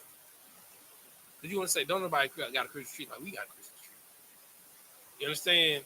This is the most wickedest holiday in every church. Somebody, you know what? The last thing I didn't look up. Somebody look up the pagan origins of a wreath. I know it, but I want somebody to read it because they'd be like, well, oftentimes the doc said a wreath means this. No, I want you to look up the pagan origins of a wreath. In every Christian church, in every Catholic church, they got a huge Christmas tree, and on their door, they got that huge wreath. Somebody look up. Go ahead. You got it, nephew? Go ahead. Give him the mic. Somebody look up the pagan origins of wreath. Tell me what a wreath is. Wreath, the wreaths symbolize nature and have been used to honor the return of the sun and the promise of spring. The return of the what? The sun. The return of the what? The sun. And whose birthday is on December 25th? Saturnalia. Not on Saturnalia. Who else? Huh? Okay, go ahead. Who? Yeah, Nimrod, but who do we go over today? Yahabai, who'd you read about? Mithra. You know what I'm saying? And who are these people? Sun gods. They're sun gods, right? So the reason why you have a wreath on your door is because of what, nephew? Honoring the return of the sun. Honoring the return of the sun. What the hell does that have to do with Christ? You understand? It ain't talking about the return of the S-O-N. It's talking about the S-U-N. You understand? It has everything to do with winter solstice. It has everything to do with paganism. Why you don't have a wreath on your door during summertime? Hell, the sun is here. The sun is out. Put a wreath on your door during summertime when the sun is burning everything. That he's burning. You understand? Why does it have to be during November and December? The same reason why you put pumpkins out in October, you let them sit out there and rot until they freeze in December. Because it has to do with harvest, a time of year. You understand? Like, bro, pumpkins only sell during one time of year. Don't nobody eat pumpkins. You know what I'm saying? Pumpkin pie is not a delicacy. It is a travesty. It is disgusting. You know what I'm saying? Don't nobody, whoever said, hey, bro, when you go to the store, give me a pumpkin pie. Never. Nobody. You know what I'm saying? But it's out the same time every year. Every time you see something seasonal, you should question it.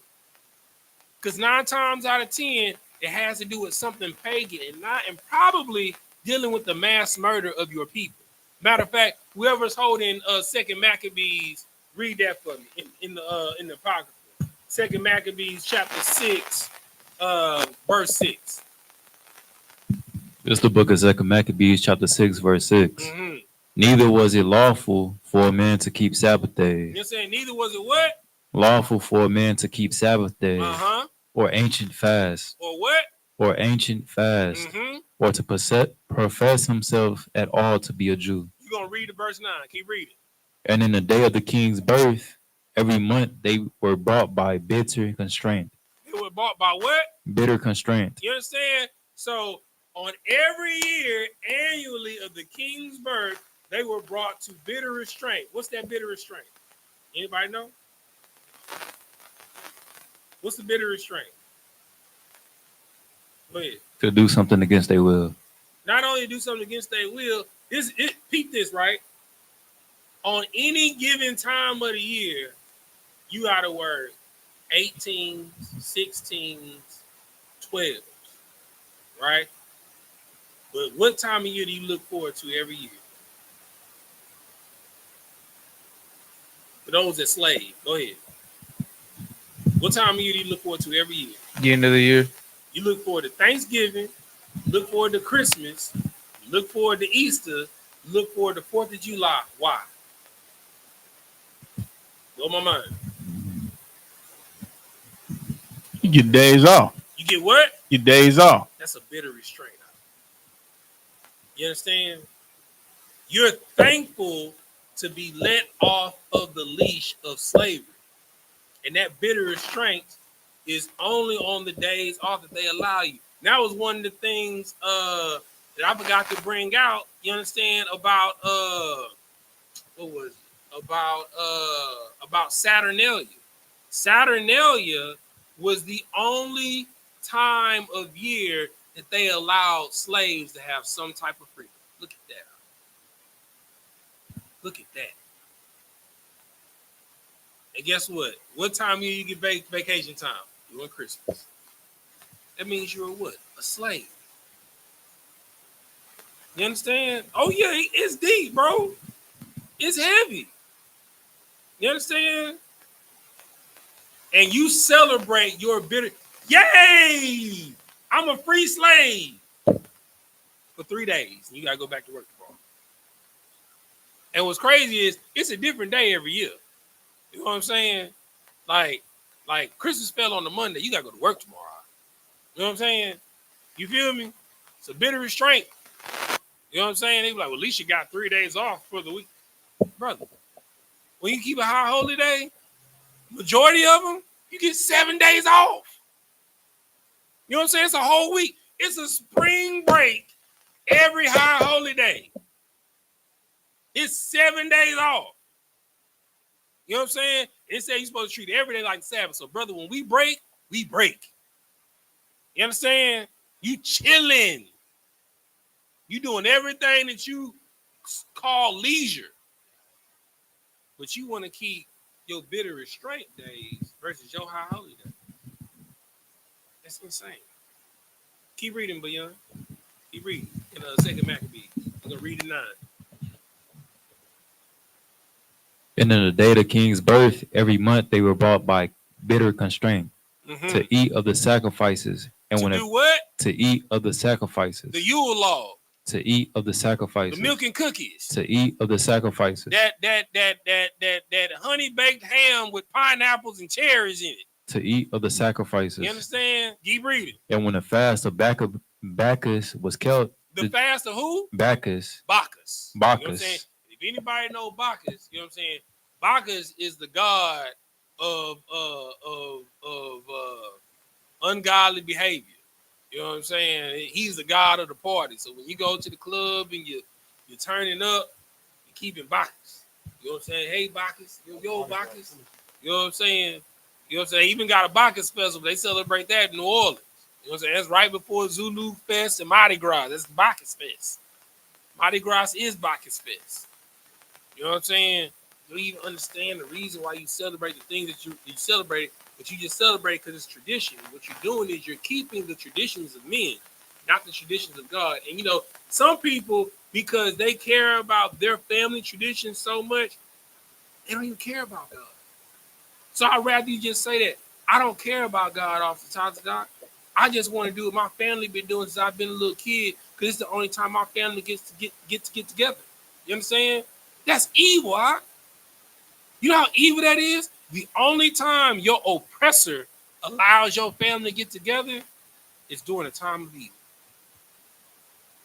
And the only reason why he does that is because he knows as long as he does that, he can keep you on his thumb as long as he wants, because you're never going to keep a high holy day. You know what I'm saying? A high holy day frees you out. Do you know the purpose of the Day of Atonement? Anybody know the Day of Atonement? What the purpose of the Day of Atonement is? Anybody? Go ahead, Malaki. What's the purpose of the Day of Atonement? To afflict your soul for others. What is the purpose of afflict? Go ahead. Come on, what you got? So, like you said, to deny yourself.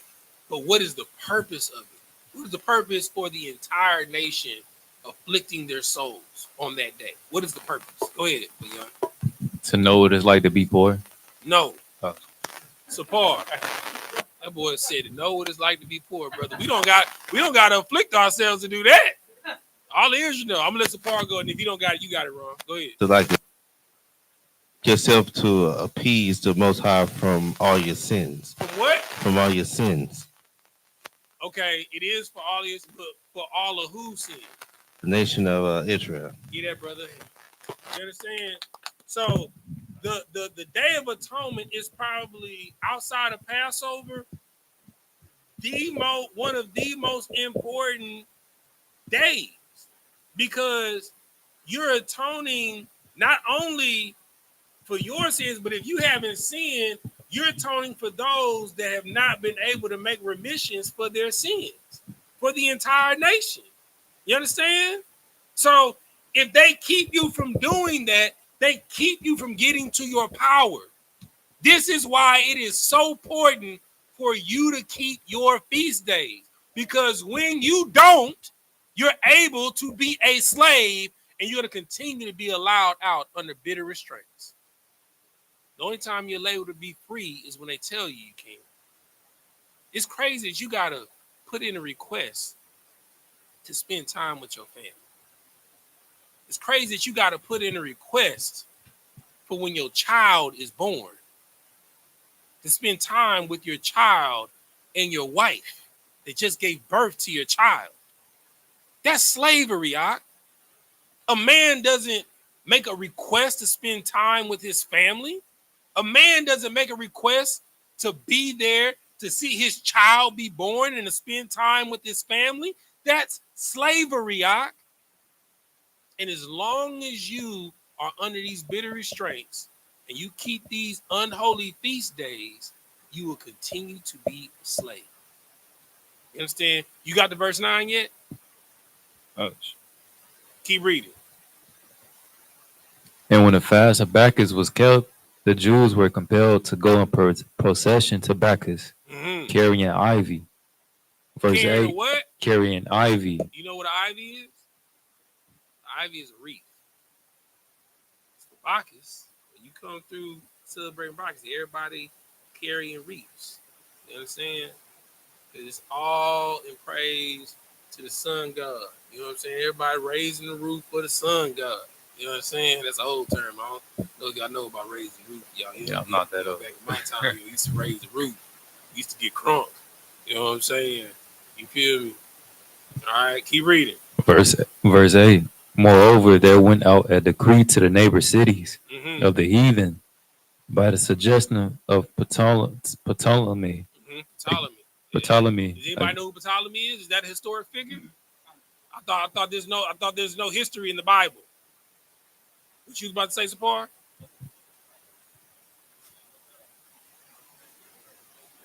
Get that brother a hand. It was definitely Alexander the Great, one of Alexander the Great's generals, him and Antiochus, who was also in the Bible. You understand? But I thought there was no history in the Bible. This is why it is important for you to read your book. You know what I'm saying? You know, everybody want to read, me and Beyond, we had an excellent conversation earlier because of a post that came up on our phone talking about the Sumerian text. You know, with everybody's craze right now is the Anunnaki, right? You know what I'm saying? And I blew his mind, a couple of other brothers' mind, because Anu is in the Bible. Did I show y'all that in the Bible? Go ahead, sir. Anu is in the Bible, in Genesis. You understand? But it's irrelevant if you don't know your story. If you don't know where you fall in the world stage, you'll get swept up in somebody else's history trying to envy and be them. You know what keeps me from wanting to be from the Zulu tribe? Because my people were enslaved to the Hamites. You know what keeps me from wanting to be Kemet, you know what I'm saying, be all swept up in Egyptology? My people were slaves in Egypt. You know what I'm saying? You know what keeps me from wanting to be an Ashanti king? My people were slaves in West Africa, and the Ashanti sold my people into slavery. You understand? You know what keeps me from wanting to be a Muslim? Because my people were slaves in the Arabic slave trade. You understand? Why would you want to be included and be a part of any culture, and because of that culture, you are oppressed and enslaved? See, because if you don't know your history, you're doomed to continue to be a slave. You think that Santa Claus is okay. You think that Mithra is okay. You think that Yule is okay. You know what I'm saying? It's only milk and cookies all the time, Doc. You don't like milk? No, I don't like milk, brother. You know what I'm saying? I'm not partial to dairy. You don't like cookies? Why I gotta have cookies on December 25th? Why I can't have it on November the 3rd? Why I can't have it on March 15th? You know what I'm saying? Why do I have to have milk and cookies on December and 25th? I don't even like milk like that. You know what I'm saying? The only thing I use milk for is to make biscuits and the batter fish. That's it. That's the only thing I really use milk for. Go ahead, nephew. What you got? To piggyback what you were saying about why we should be included with other cultures, my friends always ask me why I'm a hater so much. Why you what? Why I'm a hater. Oh, why you a hater? Okay. Because the world hates me. Get that brother a hand. You know what I'm saying? I'm gonna start using that. Man, you a hater. You goddamn right I'm a hater. Why you hating? Because the world hate me, brother. You know what I'm saying? Well, how does the world hate you? Because they hated Emmett Till. They hated Sandra Bland. They hated Philando Castile. You understand? Like they hated my brothers at the Alamo. They hated my brother at the battles of Geronimo. You understand? They hated my ancestors, the Mobilan Choctaw, you know what I'm saying, battling with the Soda, almost wiped out my people, and then all the remnants of the Mississippian chieftain had to unite and become the Seminole Indians. Go ahead, nephew. And also, I know this dude at my school. He's of Greek descent. Mm-hmm. His father was Grecian. Mm-hmm. And every day, it's one-sided beef, actually. It's one-sided beef because it's Greek. Mm-hmm. And our people were in a Greek captivity. Come on, bro. You know what I'm saying? And look, the next time you see him, like, look, bro, I know why you love Christmas so much. You know what I'm saying? I know why you love Christmas so much. Because of Mithra. You know what I'm saying? It's your deity. You know what I'm saying? You want us to celebrate Christmas because you want us to celebrate your God, Mithra. You know what I'm saying? But that's not my God. It's not my king. And you are not my people. So I don't give a damn about Mithra. You know what I'm saying? And shoot, catch me off camera. It's gonna be F Christmas. You know what I'm saying? Like, that's the spirit that you gotta have. Because the Most High is a separatist. And in Deuteronomy chapter 7, he said to make you holy. Quadash in the Hebrew means to separate. You understand? You know, people get mad when I say the Most High is a racist. You know what I'm saying? Like, how can you say the Most High is a racist? I was like, well, what is the entire book about? What's the entire Bible about? The entire Bible is about Jesus. No, it's not. The entire Bible is not about Jesus. You know what I'm saying? I'll tell you. Now I'll be like, okay, well, who did the Lord send Jesus for? The Lord sent Jesus for everybody. That's not what the Bible says. It's not what the Bible says. Okay, well, let me ask you. Well, when Christ sent his disciples out, who did Christ send his disciples out? He sent his disciples out to everybody. That's not what Christ said. Who did Christ send his disciples out to? Anybody? People of Israel. Not only the people of Israel. What people of Israel? The lost people of Israel. The lost people. The lost sheep of the house of Israel. You understand? When the angel came and talked to Mary, you know, because, you know, they're supposed to be celebrating, you know, the birth of Jesus, but it's not the birth of Jesus, the birth of Mithra. You know what I'm saying? That angel told Mary in a prophecy that he's going to save his people. Who's Christ's people? Israel. Go ahead, nephew. Another thing, my Abba blew my mind because we was talking, and he's telling me about some books in the Bible, and specifically in the New Testament, Galatians, Colossians, because these are all places that are real in Galatia Rome is a real place. and Greece. And these were letters that he was writing to people that were under captivity in those certain places. Come on, bro. You know what I'm saying? Like, the entire New Testament, you know what I'm saying? Especially after Christ dies, like from Acts on, these are letters written to cities that are under Hellenization. You don't know what Hellenization is? Those were cities that were put in boarding school.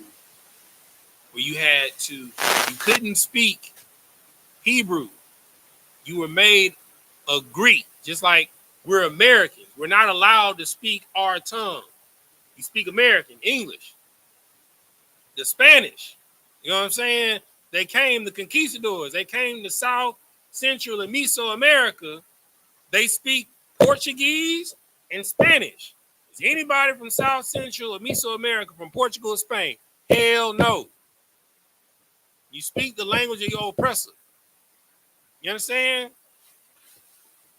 That's what colonization is. That's what Hellenization is. It is to eradicate everything that you are. That's hell. You understand? The reason why, we want to make sure that we got a fade and a clean cut is because that's called a season. You have to cut off everything that makes you to be included with everybody else. That's why you got to stand on who you are. Your hair is your identity. It's who you are. It's what makes you who you are. So you shouldn't be just so willing to cut your hair, cut your facial hair. It's who you are in any job, any school, any organization that makes you cut off and rip off who you are. That's not something that you want to be a part of. You know what I'm saying? Because when you join a fraternity, what you got to do? You got to cut off all your hair. You got to shave your face. When you join the military, what do you got to do? You got to cut off all your hair and shave your face. When you go to prison, what do? They cut off all your hair and they shave your face. Because it's symbolic of taking away your identity. That's the first thing that they did in boarding schools. You understand? Native Americans, they cut their hair and they shaved their face. They were not allowed to speak their tongue. They were not allowed to keep their feast days. You understand? They were not allowed to wear their traditional garb. You understand? That's hell. That's why everybody wears a suit and tie. That's why when you step out in a garment with a Mitri on, they be like, bro, I go to this gas station on the way to the school, whether it's a feast day or I'm teaching class, and I got my pants, my fringes on, I normally, got my Mitri on or a crown on. He be like, bro, like you look like a king, man. And I have to correct him, I'm not a king, I'm a prince. Like, he does that every time. Now when he see me, he be like, what's going on, Prince? Because I'm royalty, brother. And when you carry yourself as such, they'll treat you as such. You understand? So it's time for you to take on your heritage and to start separating yourself. When you go to school, hey, wear you a maroon Mitri to match your, you know what I'm saying? Match your uniform. You understand? Because that's your culture. They make you wear a uniform. Make sure something a part of your uniform is your uniform. You understand? You still in dress code, but rock your culture. You understand? Everywhere you go, represent who you are. Be separate. That is what's most important about this. Because during this time, during this day, they're trying to melt us with the entire world when the Lord told us we are not equal. We are above them. And what makes us above everybody else is keeping our culture. You understand? Anybody else got any questions? Anybody else need any scripture breakdowns before we break out? Go ahead, nephew. That scripture in Revelations about the dragon. About the what? The great dragon. 12 and 9. What's the context? What's the context of what? What part of it? Of the dragon. Of the dragon? That goes all the way back to Genesis, the serpent in the garden. So the serpent started out as a little serpent. That serpent kept growing. That serpent turned into a great dragon. You understand? So, and then that dragon, you know what I'm saying, as it grew, it turned into a hydra. It has many heads. You know what I'm saying? And on each of those heads, it has crowns. You know what I'm saying? So that serpent, you know what I'm saying, that became a dragon represents a kingdom, right? And those heads are split offs from that kingdom. And those crowns that are on those heads are break-offs from those kings. And then those serpents, those heads have horns. And those horns are break-offs of the break-offs of the break-offs to where we are here today. You know what I'm saying? Next week, ask me that question. I'll give you the full breakdown on it, okay? You know what I'm saying? Because it's a couple of them. You go into Daniel's vision. It goes into the Apocrypha as well. And then, you know, we'll bring it home, breaking down Revelations 12. But ask me at the beginning of the class. I'll designate the first 30 minutes of class breaking that down for you, okay? All right. Anybody else need a scripture breakdown before we get up out of here? Anybody else? Everybody know the Bible? Paul, I know you got something for me, baby. I know you got something for me. Okay. All right. What you got? You got this up? All right.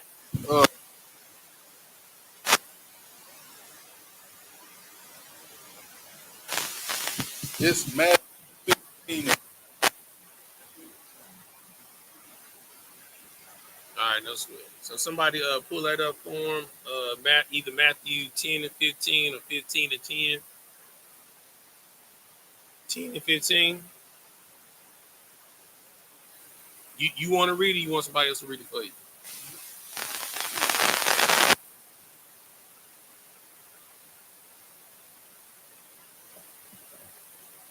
There you go.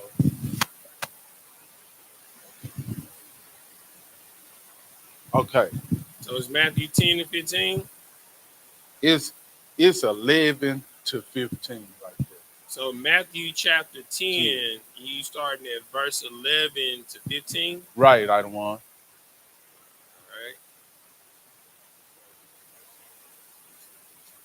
All right, go ahead. Somebody read it. I'll read it, item one. Con item one, con. This is Matthew 10, verse 11. And it into whatsoever city or town ye shall enter, inquire who in it is worthy. Well, first start at read verse 5 first. Verse 5? Yeah. Got you, item one. This is the book of Matthew, chapter 10, verse 5. Mm-hmm. These 12 Yahushua sent forth and commanded them, saying, Go not into the way of the Gentiles, and into any city of the Samaritans enter ye not. Verse 6. Verse 6. But go rather to the lost sheep of the house of Israel. Oh, I see why nephew said he wasn't here when I said that. You know what I'm saying? Yeah, okay, but go ahead. Go into your question. So first off, we need context. Christ is telling them, go ye not into the way of the Gentiles, not into the way of the Samaritans, but go ye into the lost sheep of the house of Israel that dwells amongst them, that's keeping their custom, that's Hellenized. Right. All right. So drop down to where your question is. You said in verse 11. Right. Go ahead.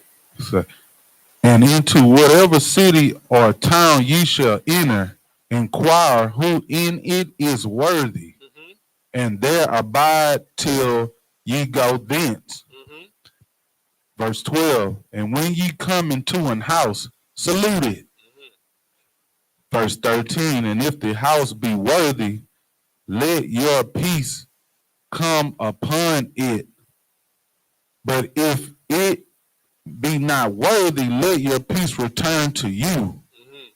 And whoever shall not receive you, nor hear your words, when ye depart out of that house or city, shake off the dust of your feet.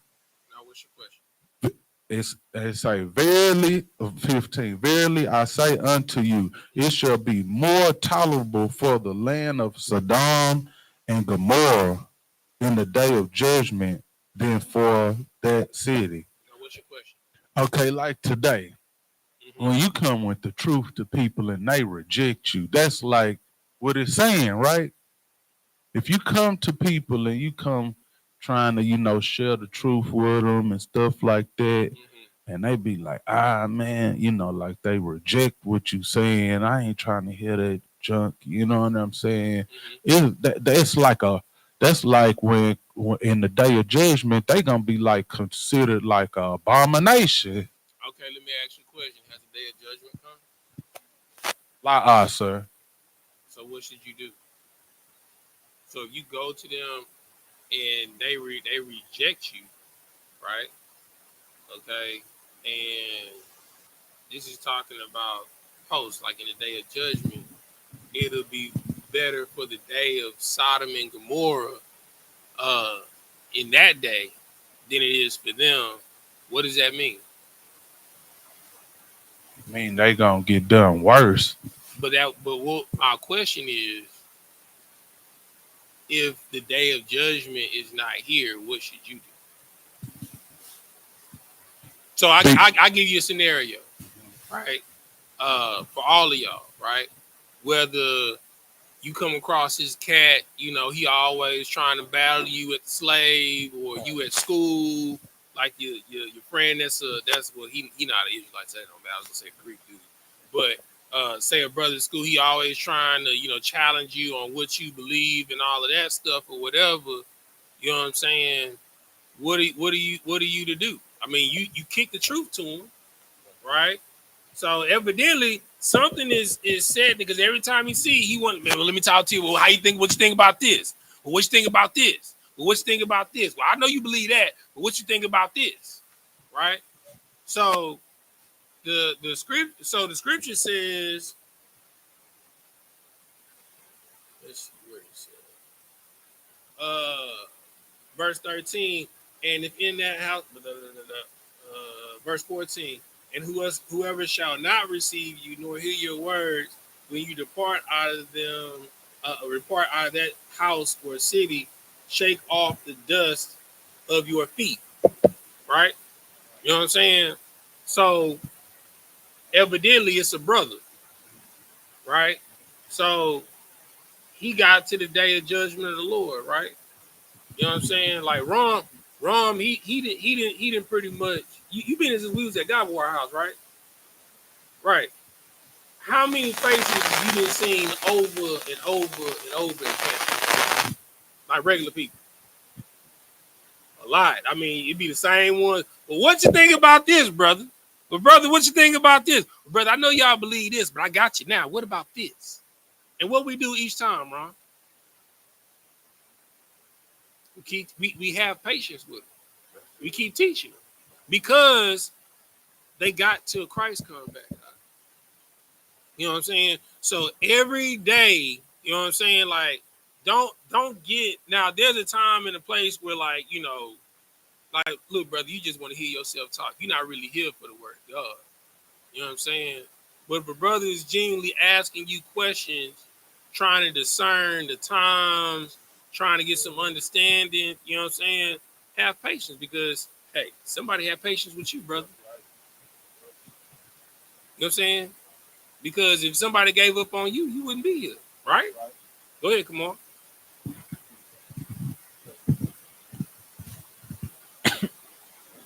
So like you, sir, how would I want to word it correctly? How would I go about it? Like, say that someone not in the truth has the seed of like truth in them, like they're drawn to it, and like they listen to it, but they're regardless, they have that they're battling their demons at the same time, like, and then when you speak to them, like it's kind of like it channels out and you speak into the entity without really, you know what I mean?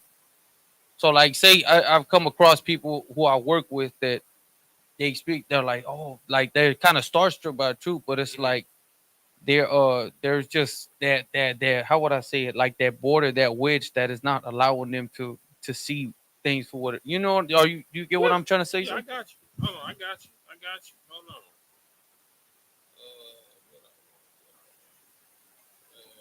Give me.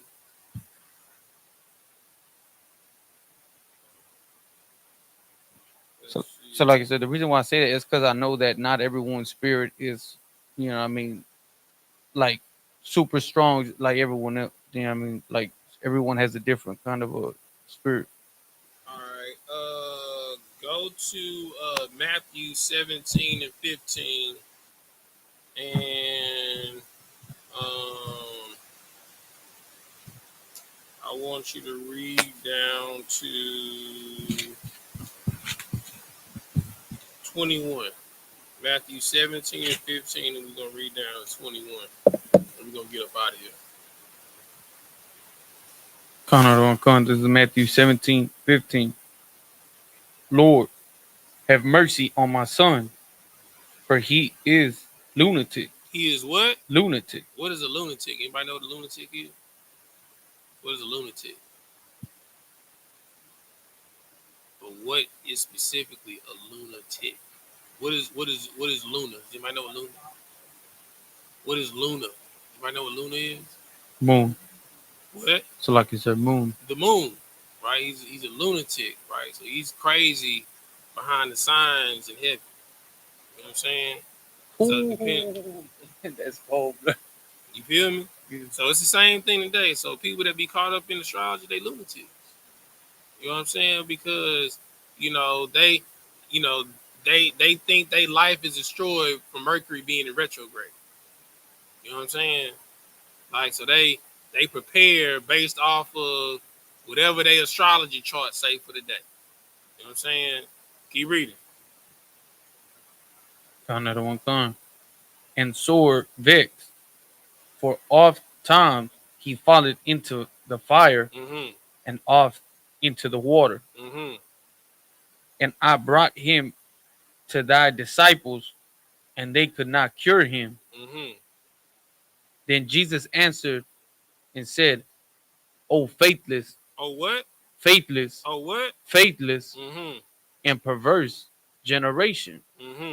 How long shall I be with you? Stop.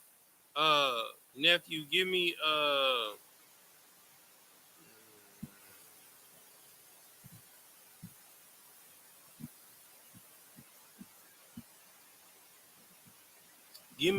Philippians 2 and 15.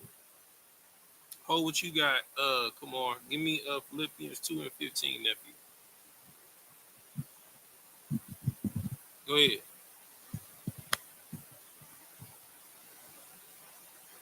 This is the book of Philippians, chapter 2, verse 15.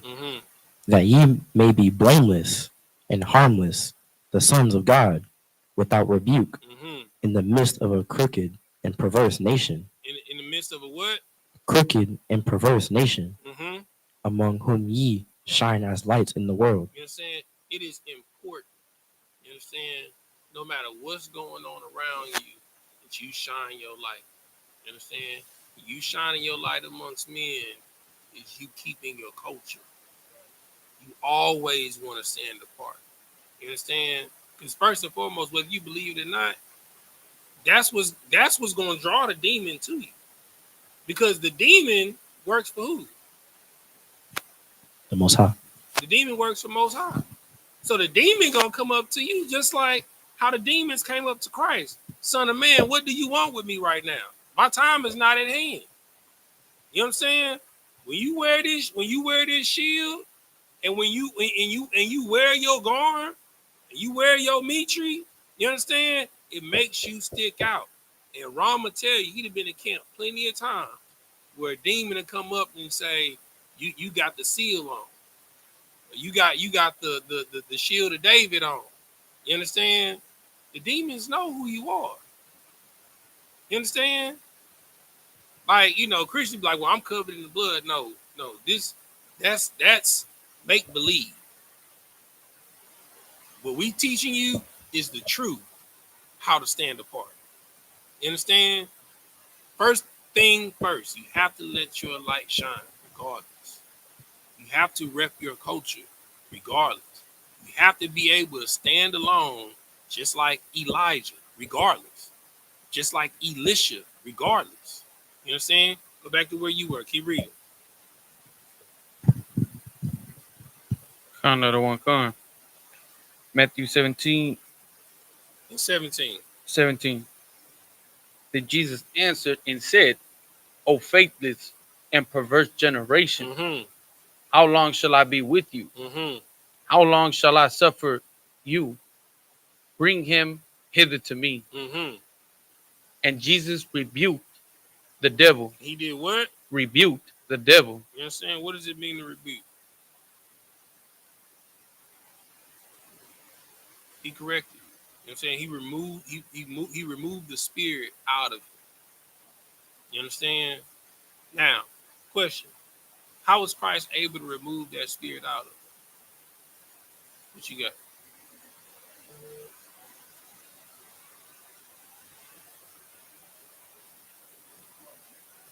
Go ahead. Give him the mic. And then nephew, you can answer after. With his faith. With his what? His faith. All right. So to have faith, you can't have fear. Right? I'll give you a perfect example. Right? Somebody, a brother walking by with his pants sagging. Which one do you think he gonna listen to? Hey, bro, pull your pants up. Or, excuse me, brother, do you mind pulling your pants up? Which one you think he gonna listen to? Hey, bro, pull your pants up. Right. You know what I'm saying? You're speaking as if he gonna do it. It means you're speaking with authority. Understand what you was about to say, nephew? Okay, give it back to Kamar so we can get through this, so we can get up out of here.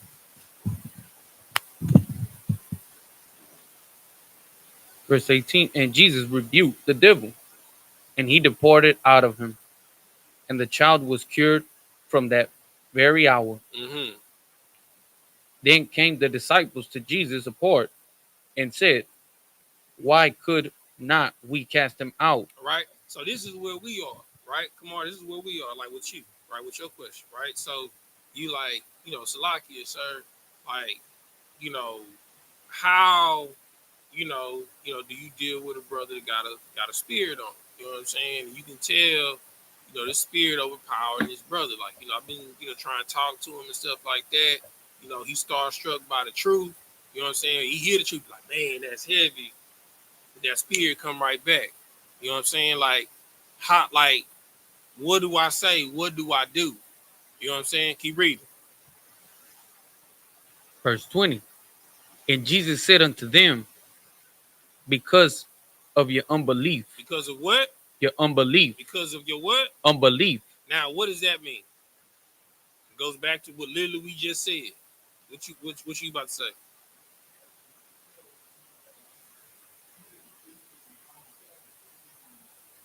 But bring it home with what we just said.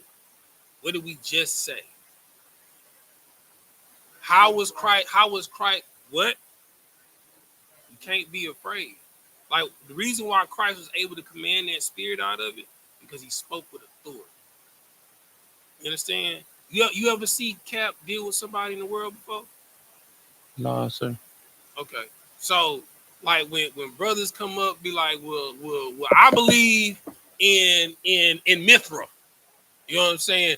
Mithra was born on December 25th. You know, Mithra is Jesus Christ. You know what I'm saying? And then Cap was shown, well, Christ wasn't born on December 25th. Well, Christ is Horus, Christ is Mithra. You know what I'm saying? They was all born December 25th. I just showed you that Christ was born on December 25th. Nah, bro. You know what I'm saying? The Bible just copied off of Egyptology. Well, believe what you want to believe, all right? And Cap keep it moving. And 9 times out of 10, what ends up happening is like, well, hold on. Like, well, what you mean? You know what I'm saying? When you speak with authority, you don't care what somebody else thinks or feels because you're the authority. You understand? Like, when you see somebody got a spirit on them, you speak to that spirit with authority. If somebody is addicted to marijuana, well, the reason why you can't change your life is because you addicted to weed. You literally burning your goddamn money. You know what I'm saying? The reason why you can't get your life together is because you're a drunk. You understand? You're drowning, you're drinking your sorrows. You understand? You're literally burning your money in the stuff that you're drinking. That is your problem. The reason why you can't deal with your children, the reason why you can't get your life together is because you're drunk. You want to fix your life? Stop drinking. That is a spirit that you got to speak in. You understand? I can't be a brother to you by what's the word? Go ahead. By enabling you. You understand? When you try and be PC, politically correct, you're enabling them. Being politically correct is what got blacks, Hispanics, and Native Americans in the condition that we're in now. Because we don't want to hurt anyone's feelings. You have to speak with authority, without fear. Regardless, you can't care if that person is going to like you or not after you say what you have to say to them if it's right. Righteousness is not going to get you friends. Righteousness is not going to get you popularity. You understand? But what righteousness will gain you is honor. You understand? Because regardless of what you say now, and I'll give you a perfect example. It was a brother used to come up against us at camp every week at Maine and St. Joseph. You understand? This brother's wife lives in my apartment complex. You know what I'm saying? And every time he sees me, what's going on, righteous brother? Y'all still out there teaching, man? I gotta get to class, man. You know what I'm saying? But your works are known. Your integrity is known. The type of man that you are is known. Because remember, when old boy tried to buy and get the Spirit of the Lord, get the Holy Spirit, you know what I'm saying, and try and cast out the demons, he said, Peter, we know. You know what I'm saying? Disciples, we know. But you, we don't. And they filleted that boy. They jumped on him and beat him down bad. When you known in these streets for doing the righteous work of the Lord, no one will come against you. Because whether they agree with you or disagree with you, they know you stand on business. They know you stand on honor and integrity. And one thing that no matter what walk of life, what culture you come from, a righteous man is known. And that's what you got to stand on. And when you speak to that brother or to that sister that got that spirit, you speak with authority, regardless of how they feel, what they think, or what they believe. And after it's said and done, you let it go. Like, look, brother, hey, you came to me. You asked me. You know what I'm saying? Now, if you want somebody to tell you something that's gonna make you feel better, go down to Alcoholics Anonymous. Because I know a whole bunch of people. My best friend died from drug abuse, and he's gone to counseling. He's been to AA. You understand? And when he died, you know what was found in his system? Drugs and alcohol. So evidently, Alcoholics Anonymous, it ain't enough. You need something that's going to keep the demon at bay. You need something outside of you. You having a chip, you know, a 60-day chip, 90-day chip, 180-day chip, a 5-year chip. You know what I'm saying? That's not enough. Because something bad enough happened, you're going to go on a bender.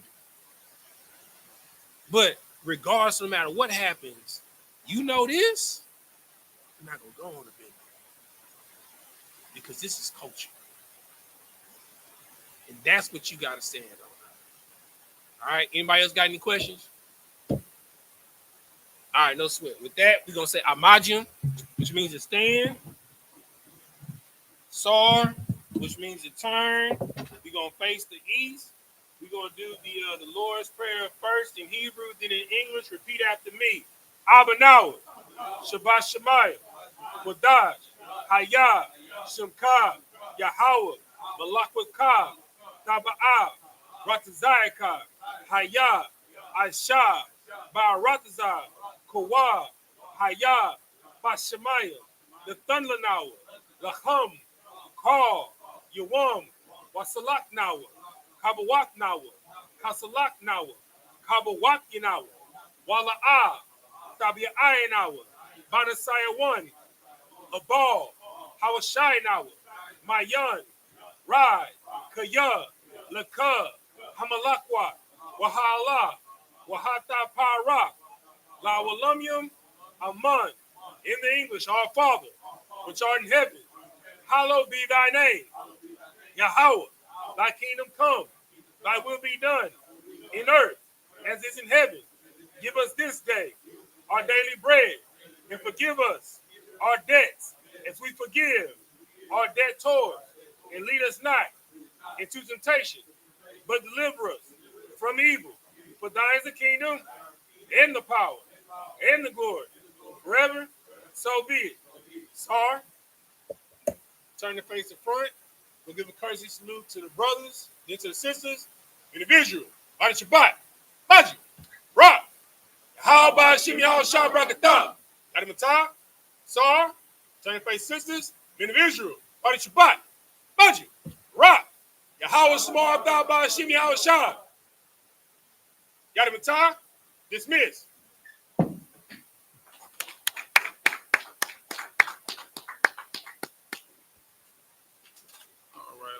All right.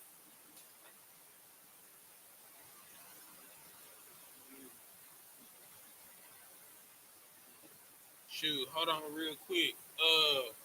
Somebody turn the camera to the front. Yukataza, come up front. Ron. She wheels off. Sapar. What's your rank, Sapar? What's your rank? Sapar, you come up here.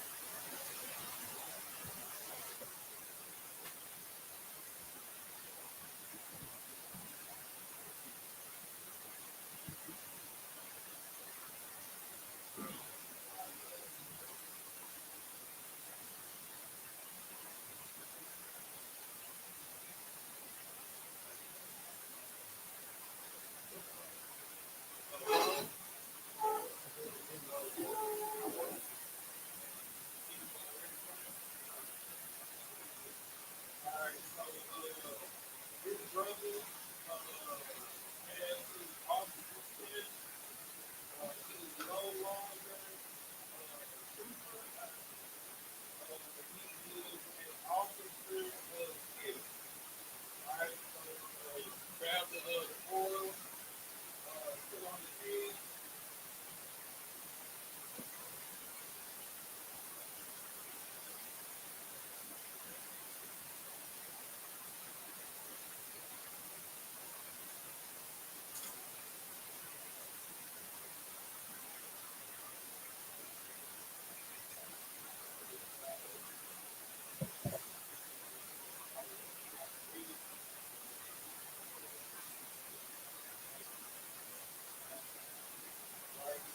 Yabaraki Yahweh. Yabaraki Yahweh. Ayashawaraka. Ayashawaraka. Panyawa. Panyawa. Yabaraki Yahweh. Yabaraki Yahweh. Ayashawaraka. Ayashawaraka. Yahweh Yahweh. Yahweh Yahweh. Panyawa. Panyawa.